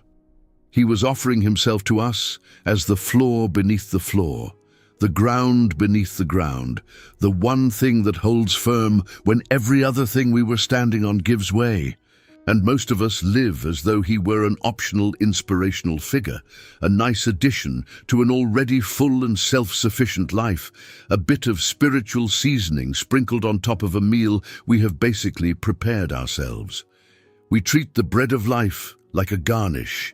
We treat the light of the world like a candle we might light if the mood ever happens to be right and the evening calls for it. He stood up and said, "I am, the ground of all being, the very name of God," and most of us live day to day as though what he actually said was, perhaps. Let us sit for a moment with one of those 7 great claims in particular, because it addresses the fear that sits silently underneath all our other fears, the deepest and most primal fear of all, the fear of death. I am the resurrection and the life. He said it standing outside the tomb of his friend Lazarus, a man who had already been 4 days dead, to a grieving sister named Martha, who had just said to him, with the flat, hollow exhaustion of the freshly bereaved, "Lord, if you had been here, my brother would not have died." And Jesus did not correct her grief. He did not minimize it or explain it away or rush her past it towards some tidier feeling. He entered into it. In fact, a few moments later, standing at the mouth of that tomb, the shortest verse in the whole of Scripture records what he did. Jesus wept. The one who was, within minutes, about to raise the dead man back to life, stood at his grave and cried real, wet, human tears, because the love was real and the loss was real, and he did not stand above human grief like a distant God untouched by our sorrows. He stepped down into the very middle of it and wept with the weeping. And only then, from inside the grief and not above it, he spoke into it. I am the resurrection and the life. Whoever believes in me, though he die, yet shall he live. And whoever lives and believes in me shall never die. And then he called a 4 days dead man out of a sealed tomb by name. Lazarus, come forth. And the dead man came out, still wrapped in his grave clothes, blinking in the light, alive. Why does this matter so enormously for how we live our ordinary lives right now, today, long before we reach our own tombs? Because the fear of death, usually unspoken, usually buried deep, usually kept carefully out of sight, but almost always there, humming quietly beneath the surface of all our frantic activity, is the hidden engine of so much of what deforms us and drives us and exhausts us. We grasp desperately at security because underneath it all, we are afraid of the end. We chase legacy and reputation and being remembered because we cannot bear the thought of simply vanishing, of being forgotten as though we never were. We avoid the subject of death entirely, filling every possible silence with noise and distraction and endless scrolling, precisely so that we never have to sit still long enough to feel the cold fact that we are mortal and the clock is running and no amount of success will stop it. And Jesus walks straight up to the tomb, to the very thing we spend our whole lives fleeing from, and he says, "I am the resurrection." Not I know about resurrection. Not I have a comforting philosophy that might make death feel a little less frightening if you think about it the right way. I am it. Death in his presence is no longer a wall that everything crashes into and ends against. It is a door. And if that is true, if it is actually really true, then the great primal fear that secretly drives so much of our grasping and hiding and numbing and striving has been defanged at the very root. We can live differently, more freely, more generously, more fearlessly. We can loosen our grip on all the things we clutch so tightly because the worst thing that could ever happen to us, death itself, has been transformed in him from a final ending into a doorway, from the end of the story into the turning of a page. He said it for a reason, and the reason was to pull the fear of death up and out of us by the roots so that we could finally, fully, freely live. And most of us carry that fear anyway, all our lives long, letting it dictate our choices from the shadows, quietly shaping our decisions and our grasping and our fears. Having heard the one who said, "I am the resurrection," and never quite letting the words go deep enough to loosen the grip of the grave on our imagination and our living. I want to gather something up here, because we are well along in our walk now, and a pattern has emerged that I do not want you to miss, because seeing it clearly changes how you hear everything else. In every single teaching we have touched, the turning, the following, the trusting, the resting, the forgiving, the freeing of the heart from money's grip, and now the great I am claims and the conquering of death, the very same shape keeps appearing over and over without a single exception. Jesus says a thing for a reason, and the reason is always, every time, our liberation, our healing, our life. He never once, not in a single recorded word, spoke to diminish us or to trap us or to weigh us down for its own sake. Every command is a door, every hard saying is a scalpel in the steady hand of a surgeon who fully intends to heal. Every claim he makes about himself is an offer of something solid to stand on, and in every single case, without exception, the tragedy is exactly the same. We affirm the words, and we ignore them. We frame the medicine beautifully on the wall, and we never once swallow it. We admire the door, we praise the door, we write songs about the door, and we never walk through it. The question that ought to be burning in us by now, the question this whole teaching has been circling toward, is simply why? Why is this gap so persistent, so stubborn, so resistant to all our sincerity? Why do good people who genuinely love Jesus live so consistently and so tragically as though he never actually spoke? And I think the answer is worth naming plainly and honestly, because naming it clearly is the beginning of closing it. Part of it is that we've been taught subtly and over a long time to separate belief from life, to imagine that Christianity is primarily a set of things you affirm in your head rather than a way you actually walk with your feet. We have quietly turned faith into a mental transaction. Agree to these propositions. Sign here, and you are in. You are safe. The matter is settled. And Jesus never once, not anywhere, framed it that way. He framed it as following, as a road to be walked, a yoke to be worn, a way to be lived, a daily taking up of a cross. Belief for him was never mere intellectual agreement. It was trust, and trust is something you do with your whole life, not a box you tick once with your mind and then set aside. The gap between hearing and living is, very often, exactly the gap between agreeing with Jesus and actually trusting him. And we have been quietly trained, generation after generation, to believe that agreement is enough. It is not enough. It was never enough. The demons, one of his followers would later write, believe and tremble. Belief that stays in the head and never travels down into the life and out through the hands is not yet the thing he was asking for. Part of it, too, is that the teachings are genuinely costly, and we are genuinely afraid. To stop worrying means to actually let go of the illusion of control. And control, however illusory it always turns out to be, feels safer to us than trust. To forgive means to release a debt we feel entitled to collect. And the grievance, however slowly it poisons us, feels like justice, feels like something we have a right to. To loosen money's grip means to become vulnerable in exactly the way our entire culture screams at us never to be. To follow means to leave something behind on the shore. Every one of these teachings asks us to trade a false security for a real freedom. And the trade almost always feels, in the moment of decision, like a loss long before it ever reveals itself as a gain. And so, we hesitate.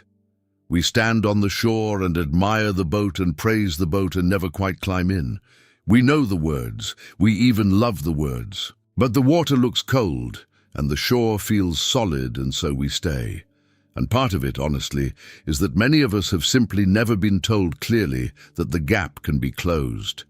That these are not impossible ideals reserved for spiritual superheroes and ancient saints, but genuinely livable realities for ordinary, weary, failing people like you and like me, closed not by heroic effort and gritted teeth, but by the daily, humble, endlessly repeated turning toward the one who first spoke them. Which is exactly what I want to talk about before we are through.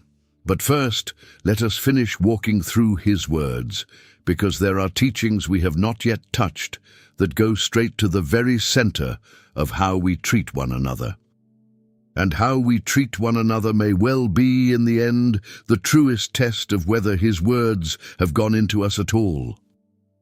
Because on the last night, in the final hours before his arrest, when a teacher's last words carry the full weight of everything he most once remembered, Jesus gathered his closest friends around a table and gave them what he himself called a new commandment. A new commandment I give unto you, that you love one another. As I have loved you, that you also love one another. By this shall all men know that you are my disciples, if you have love one to another. Sit with the sheer audacity of the standard he set. Not love one another as you love yourselves. That was the old commandment, and it was already hard enough to keep anyone awake at night. Love one another as I have loved you. And how had he loved them? He was, at that very hour, only hours away from laying down his own life for them in the most brutal way the ancient world had devised. Earlier that same evening, he had knelt down on the floor in front of each of them and washed their feet, the filthy, dust-caked feet of men who had walked all day on unpaved roads, which was the task of the lowest household servant, a job so demeaning that a Jewish master could not even command a Jewish slave to do it. And he had washed the feet of Judas, whom he knew at that very moment was already in the process of betraying him to his death.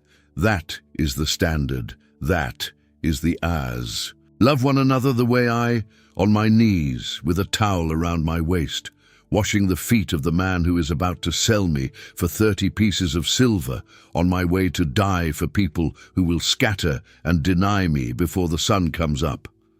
Love one another like that. And then, staggeringly, he said that this love, this specific quality of love, would be the proof. By this shall all men know that you are my disciples, not by your correct doctrine, though doctrine has its place, not by your moral rectitude, though how we live certainly matters, not by the size of your buildings, or the eloquence of your preaching, or the precision of your theology, or the volume of your worship, by your love for one another. He staked the entire visible credibility of his whole movement in front of a watching and skeptical world on one single thing: whether his people would love each other the way he had loved them. That love was to be the sign hung over the entire enterprise, the banner over the door, the one thing that would make the watching world stop and wonder and ask what on earth could possibly account for it. And here, perhaps more than anywhere else, is where the gap between his words and our lives becomes not merely a private tragedy, but a public one, a tragedy the whole world gets to watch. Because the world has in fact been watching all this time. And what has it too often seen? It has seen the people who bear his name fracture into 1,000 warring factions, each certain the others have it wrong. It has seen believers treat one another with a contempt and a cruelty they would be ashamed to show a stranger on the street. It has seen the very people who carry his name using that name as a weapon, drawing lines, keeping scores, loving the ones who agree with them and despising the ones who do not, which is the exact and precise opposite of the sign he asked them to hang over the door. He gave us one commandment to serve as the badge of belonging to him, the single mark by which the world would know us. And we have too often worn every badge but that one. He said it for a reason. The reason was that this kind of love, costly, foot-washing, betrayer-forgiving, self-emptying love, would be the one thing that finally convinced a hardened and skeptical world that God is real and that he is love. And most of us, most of the time, have loved instead the way the world already loves, the ones who are easy to love, the ones who love us back, the ones on our side of the line. Which is to say, we have too often lived as though he never gave the commandment at all. But let me not leave that hanging in the air as an accusation, because it is meant as an invitation, and the invitation is genuinely beautiful. He is asking us to become the proof. He is saying that the world will meet him, will actually encounter the living God, not primarily through winning arguments or building institutions, but through the shocking, unmistakable, humanly inexplicable love of ordinary people who have no natural reason on earth to love one another and who love one another anyway. Every time you forgive someone you have every right to resent, every time you serve someone who can never repay you, every time you cross a line the world insists should divide you, you become a small, living, walking argument for the reality of God. That is what he handed us on his last night. Not a heavy burden, but a staggering dignity, the chance to be the visible evidence of an invisible love. He said it for a reason. The reason was that the world would see him, actually see him in us. There is a companion to that commandment, spoken earlier in his ministry, that stretches it even further. Past the friend, past the fellow believer, all the way out to the enemy. You have heard that it was said, "You shall love your neighbor and hate your enemy." But I say unto you, love your enemies, bless them that curse you, do good to them that hate you, and pray for them which despitefully use you and persecute you, that you may be the children of your Father which is in heaven. For he makes his sun to rise on the evil and on the good, and sends rain on the just and on the unjust.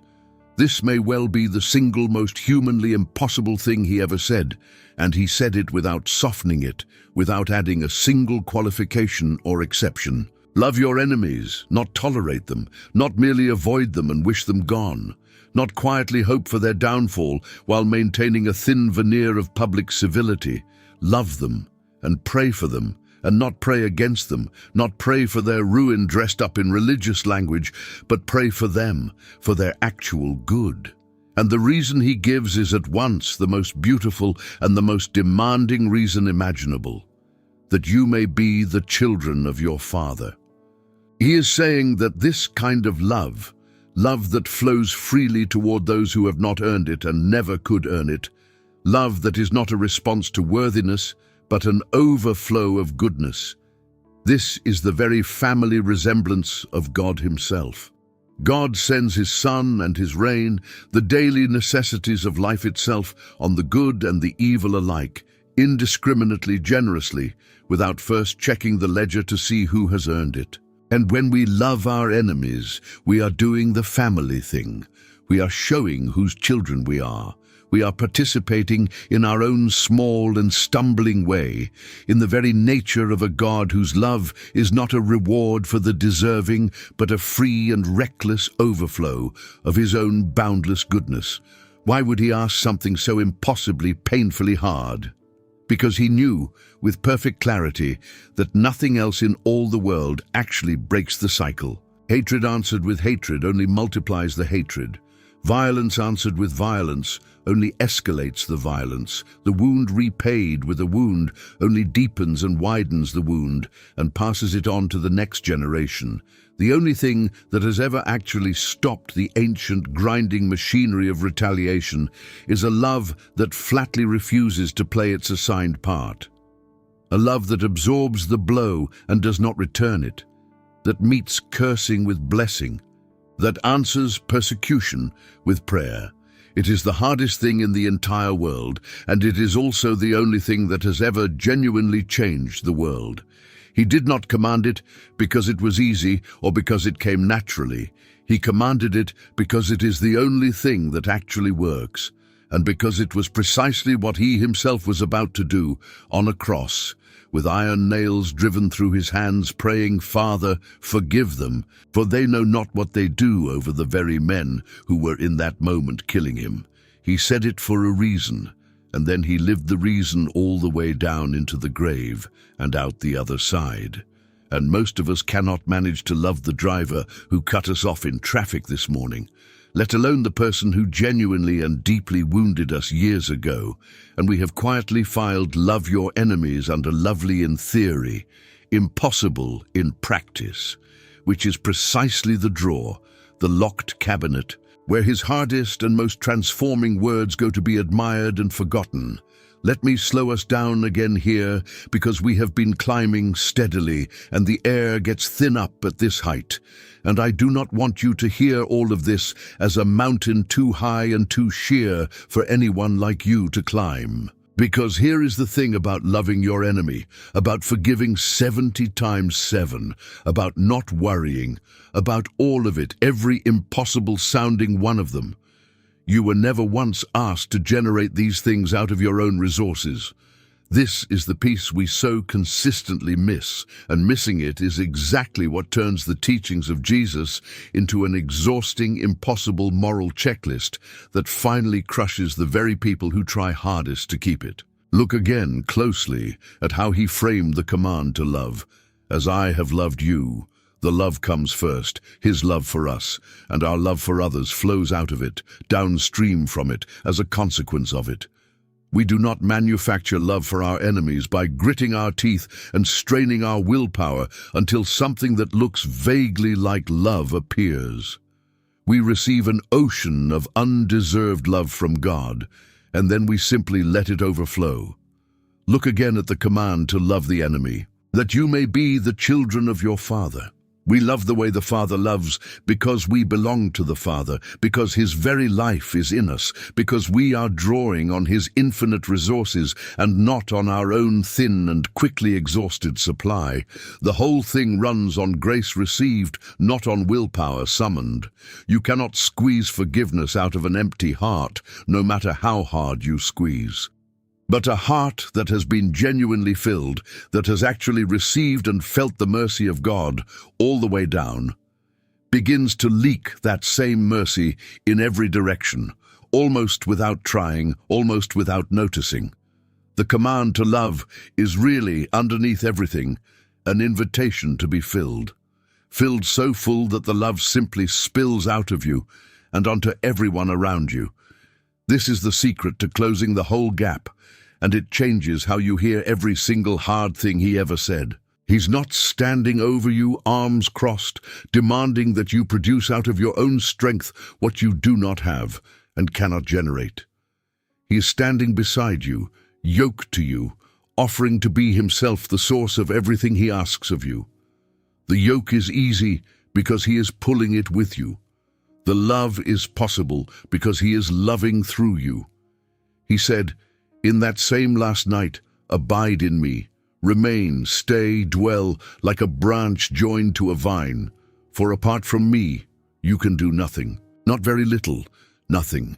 And the flip side of that hard-sounding word is one of the most glorious promises in all of Scripture, connected to him, abiding in him, drawing life from him the way a branch draws sap from the vine. You can do the very things that were flatly impossible on your own. The forgiveness comes, the peace comes, the love for the enemy comes, not from you, through you. That is the entire difference between a religion that exhausts you until you finally give up and a relationship that fills you until you overflow. And Jesus never, not for one single moment, intended the former for you. He intended the latter. He always did. Now let us turn toward the way he talked about the kingdom of God, because it was his great theme, the thing he returned to more often than any other, and understanding it reframes the whole of how we are meant to live. He rarely defined it outright, in plain propositions. Instead, he told stories, parables, little explosive devices of meaning, wrapped in the ordinary stuff of farming and fishing and baking and family life that slipped quietly past our defenses and then detonated in the heart when we least expected it. The kingdom of heaven, he said, is like treasure hidden in a field, which a man found, and in his joy hid again, and then went and sold all that he had, and bought that field. Again, he said, the kingdom of heaven is like a merchant seeking fine pearls, who, when he had found one pearl of great price, went and sold all that he had and bought it. Feel the emotional temperature of those two little stories, because it quietly corrects almost everything we tend to get wrong about following Jesus. The man who found the treasure buried in that field did not sell everything he owned grimly, reluctantly, out of cold duty, sighing at the terrible sacrifice of it all. He did it in his joy. That is the phrase, and it is everything. He had found something so staggeringly valuable that giving up absolutely everything else he owned to obtain it was not experienced as a loss at all. It was the most obvious, most delighted, most joyful transaction of his entire life. He would have been an absolute fool to do anything other than sell it all. That is exactly how Jesus wants us to understand the so-called cost of following him. Yes, it costs everything. Yes, there is a field to be bought, a pearl that takes all you have, but it is not the tragic, tearful surrender of something precious for the sake of grim religious obligation. It is the joyful, laughing trade of lesser things for the one thing that is worth more than all of them put together and multiplied 1,000 times over. We have too often preached the cost of following Jesus as though it were mainly and mostly loss. Give up this, deny yourself that, take up your cross, surrender, sacrifice, and all of that is true, and none of it is the point. The point is the treasure. The point is the pearl. The point is that what you find is so immeasurably greater than what you give up, that the giving up, seen in the blazing light of the finding, feels like nothing but joy. He said it for a reason. And the reason was to reorder our entire sense of value from the ground up, to show us that we spend our lives clutching handfuls of gravel because we have never once seen the diamond, and that the moment we truly see it, the moment we glimpse what he is actually offering, the loosening of our grip on the gravel is not a painful sacrifice at all, but an overwhelming relief. And most of us have heard about the treasure and never gone looking for the field. We are far too busy managing our little piles of gravel, guarding them, counting them, so completely convinced that the gravel is what security looks like, that we cannot even imagine the joy of trading it for something we have not yet held in our own hands. Faith is in large part exactly this: trusting the man who found the treasure enough to go and dig where he is pointing before you have seen it for yourself. And the kingdom, he insisted again and again, does not arrive the way we expect it to. We keep looking for it in the big and the loud and the powerful and the impressive. And he kept pointing patiently at the small and the quiet and the hidden and the slow. The kingdom of heaven, he said, is like a grain of mustard seed, the smallest of all the seeds, which a man took and planted in his field, and which grew up into a tree so large that the birds of the air came and nested in its branches. It is like leaven, like yeast, which a woman took and hid in 3 measures of flour until the whole of it was leavened, worked all the way through invisibly from the inside out. This is how the kingdom of God actually moves through the world and through a single human life, not usually in dramatic overnight cinematic transformation, but in the small, the hidden, the slow, the quiet, the almost invisible, a tiny seed buried in dark soil, a pinch of yeast working unseen through a great mass of dough. And this matters enormously for how we live, because it means we must stop despising small beginnings and slow growth. It means the tiny act of obedience today, the one forgiveness offered, the one honest prayer prayed, the one refusal to worry, the one enemy blessed instead of cursed, is not nothing, is never nothing. It is a mustard seed. It is yeast in the flour. It is the kingdom coming quietly in a way the world will never once put on the news, and it will grow in time into something large enough to shelter birds. He said it for a reason. The reason was to keep us faithful in the small things, trusting that God does his very largest work through what looks, at the time it is happening, like almost nothing at all. Now, I want to be honest with you about something Jesus said that we tend to hurry past because it does not fit comfortably with the gentle, undemanding image of him that many of us prefer to carry around. He talked about a narrow gate. Enter by the narrow gate, he said, for wide is the gate and broad is the way that leads to destruction, and many there are who go in by it, because narrow is the gate and hard is the way which leads unto life, and few there be that find it. We do not like this saying. It disturbs our comfortable modern assumption that everyone is basically fine and that all roads lead, more or less, to the same pleasant destination in the end. But Jesus, who was love itself made flesh, who wept over the city, who welcomed the outcast and touched the leper and forgave the dying thief hanging next to him, this very same Jesus said plainly that the way to life is narrow and the way to destruction is wide, and he said it not to frighten us into submission, but to wake us up before it was too late. Because here is what the narrow gate actually means, and it is not at all what the cruel street preacher made it mean.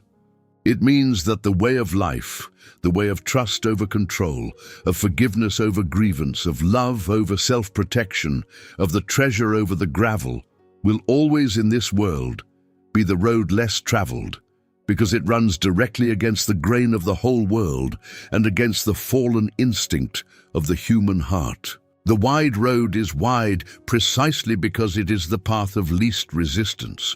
Worry, because everyone worries. Resent, because it feels like justice. Grab, because everyone else is grabbing. Protect yourself first, because no one else will do it for you.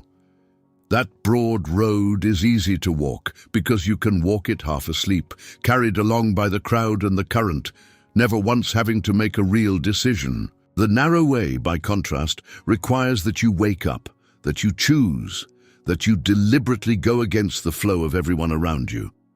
It is hard, not because God has cruelly made the entrance too small for ordinary people to fit through, but because the way of trust and love and surrender is genuinely narrow. You cannot walk it while also carrying all the heavy baggage of the wide road.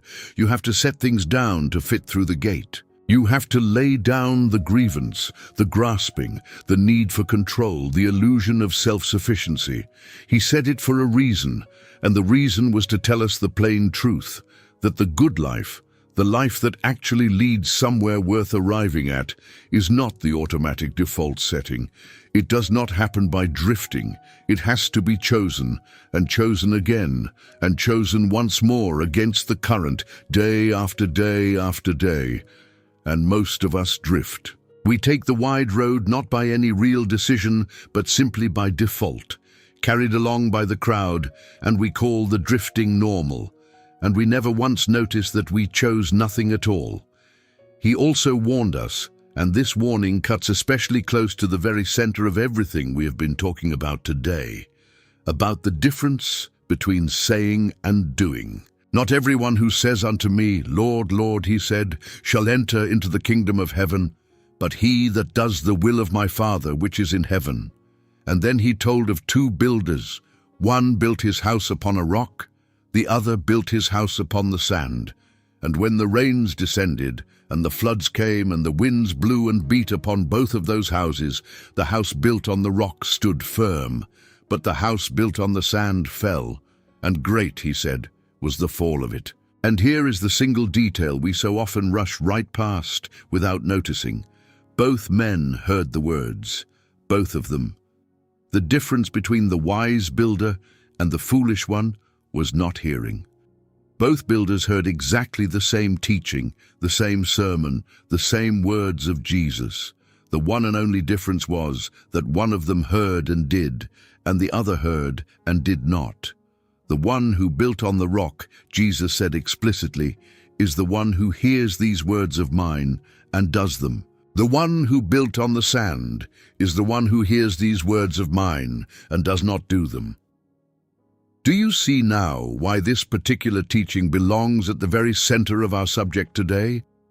This is the entire matter, named and diagnosed by Jesus himself, 2,000 years before you sat down to hear this. He knew, he said it plainly, right out loud, that it would be entirely possible to hear his words, all 100 of them, to admire them, to affirm them, to nod along with them, to say, Lord, Lord, with real sincerity, to build an entire religious identity and a whole church-going life on the hearing of them, and to remain the entire time a man building his house on sand. The storms, he was careful to say, come to every house. The rains and the floods and the winds of a hard life fall on the believer and the unbeliever alike. Jesus never once promised otherwise, never once suggested that following him would exempt you from suffering. The difference is not whether the storm comes. The storm always comes. The difference is what your house is built on when it does. And the house that stands is not the house of the one who heard the most sermons or affirmed the most doctrines or could quote the most verses from memory. It is the house of the one who did, who took the words and actually built his real, daily, ordinary life upon them, brick by brick, choice by choice, turn by turn, until the words were no longer merely decorations hanging on the walls, but the very foundation buried deep beneath the floor, holding everything up when the flood finally came. He said it for a reason. The reason was the storm he knew with perfect certainty was coming for every single one of us, and most of us. And this is the deep ache at the very heart of everything we have said together today. Most of us are building on sand, while sincerely, genuinely saying, Lord, Lord, having heard every word and done almost none of them, and the rains have not fully come yet, and we do not know, and we cannot know, and we do not want to know how our house will stand when they finally do. But Jesus is not saying this to terrify us or to leave us in despair. He is saying it urgently, lovingly, while there is still time. Still time to move the house, still time to take the words we have so long admired and begin today, this very hour, to build our actual lives upon them for real. That is the whole invitation buried in this teaching. That is the difference between the two builders. And thank God, it is a difference we still get to choose. Let me hold all of this together now and speak to you very plainly, because we have walked through a great deal of his teaching, and if it has landed the way I hope and pray it has, you are feeling the weight and the wonder of it both at once. You are seeing perhaps more clearly than you ever have before, both how impossibly good his words are and how far your life, my life, all our lives, has drifted from them. And I do not want you to walk away from this teaching carrying only the gap, because the gap, remember, is not the message. The gap is only the diagnosis. The message is that the gap can be crossed, that the whole reason he spoke these 100 things was never to measure us and find us wanting, but to heal us and make us whole, and that the healing is available right now, tonight, from wherever you are sitting as you hear these words. So how does a real person, not a spiritual hero, not an ancient saint, but an ordinary, tired, failing person like you and like me, actually begin to live these things instead of merely admiring them from the shore? Let me give you what the teaching itself gives us, gathered up from everything we have walked through together. 4 simple movements that hold the whole thing. First, it begins with turning, not with trying harder. Remember the very first word of his entire ministry: repent, metanoia, turn. The gap does not close by white-knuckling your way toward being a better person through sheer force of effort. It never has.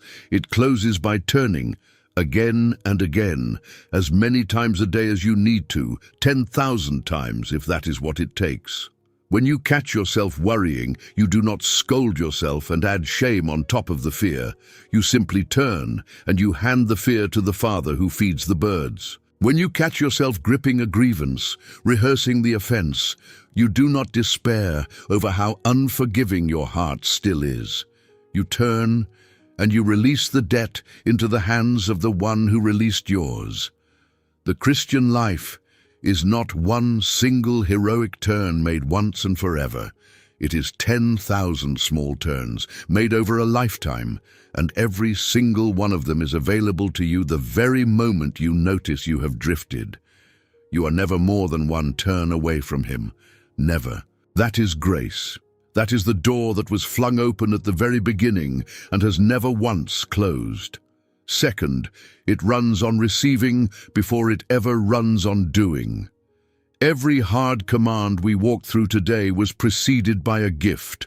Forgive, because you have first been forgiven an unpayable debt. Love, because you have first been loved with a love you did not earn.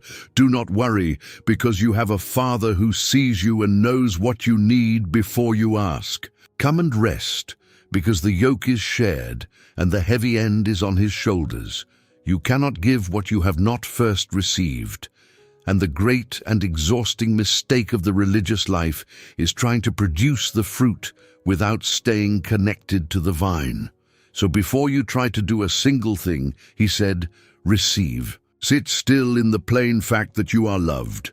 Not because you have earned it, not because your life is finally in order, not because you have kept the rules well enough this week, but freely, now, exactly as you are, in the middle of the mess.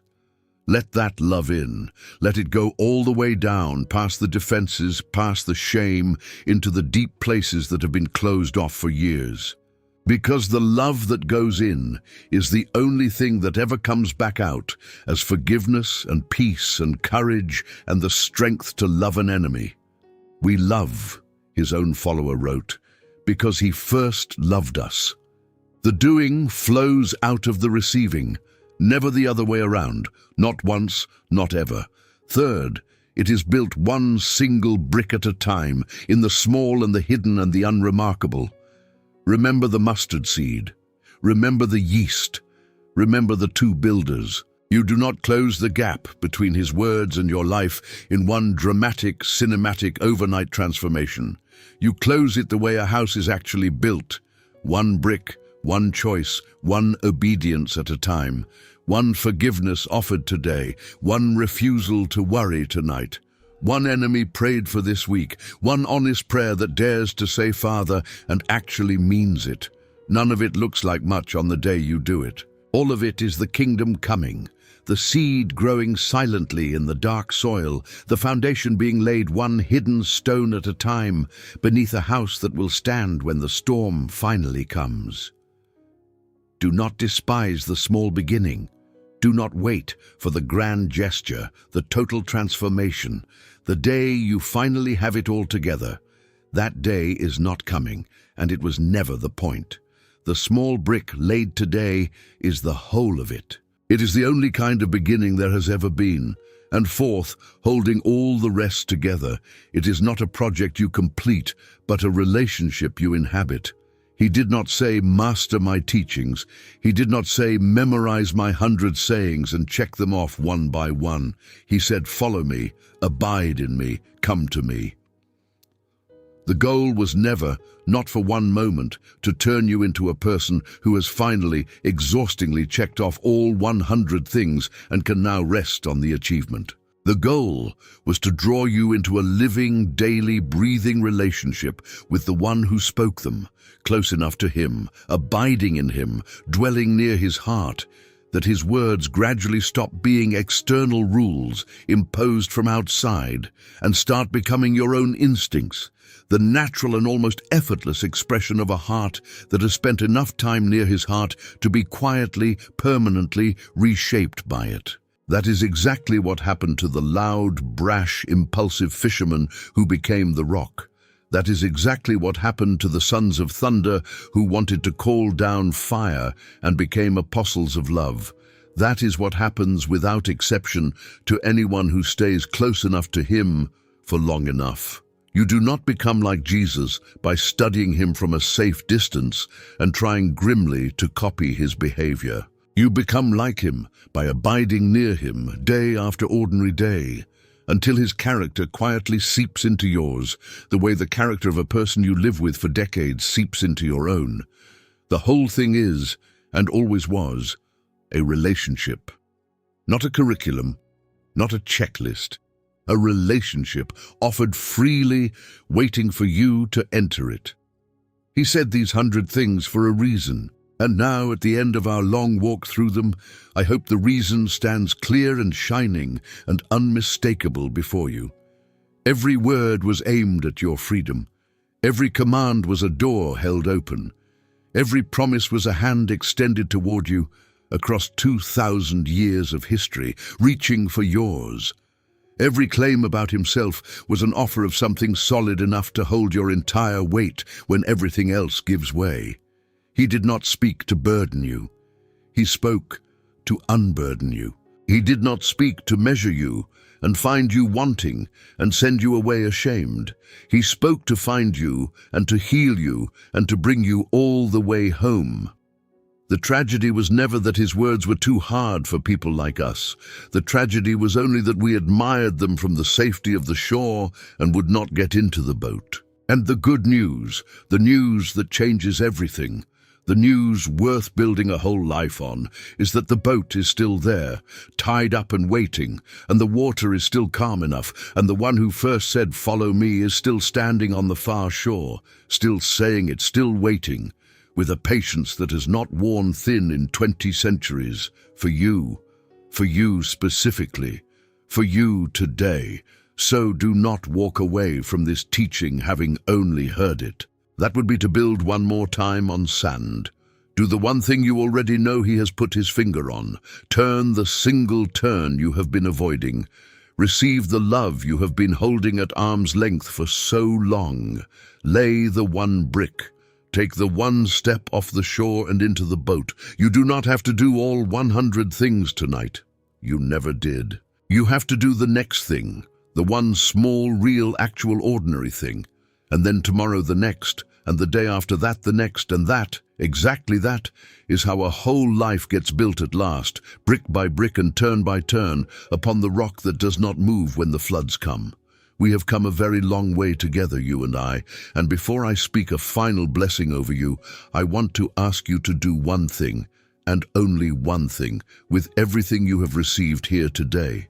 If any part of this teaching found you, if even one of these 100 things landed in the exact place where you needed it most, then take this video and send it to one person.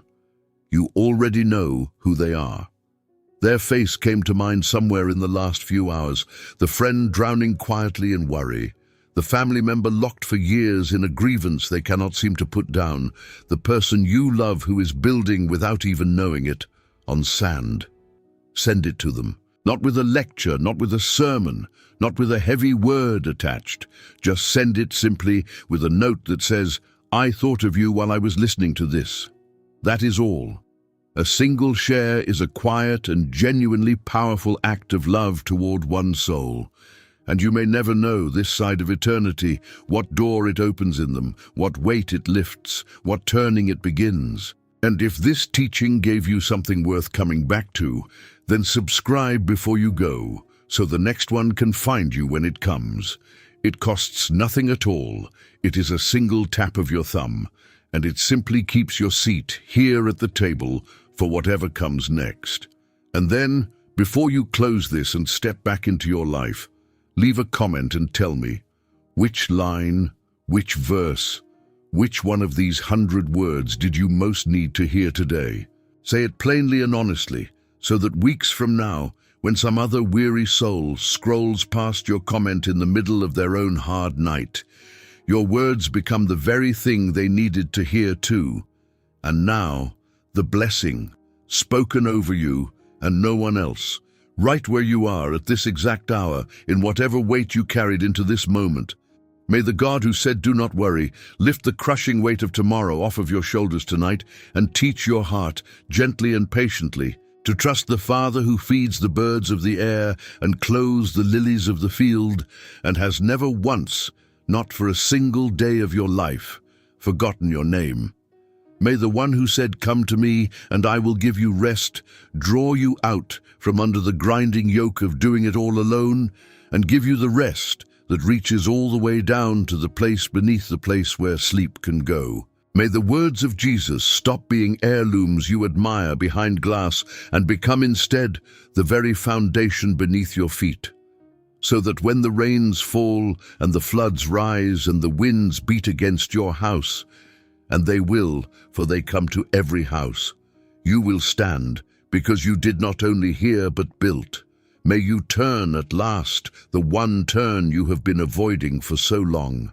May you receive at last the love you have been holding at arm's length.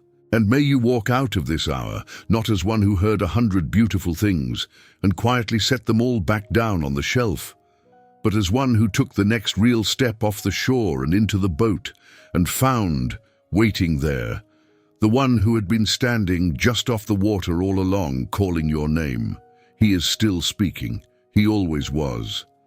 And the words that changed eternity are still tonight, in this very moment, ready and able to change you. Go now in peace. You are loved beyond all your understanding, and you always were, and you always will be. Amen.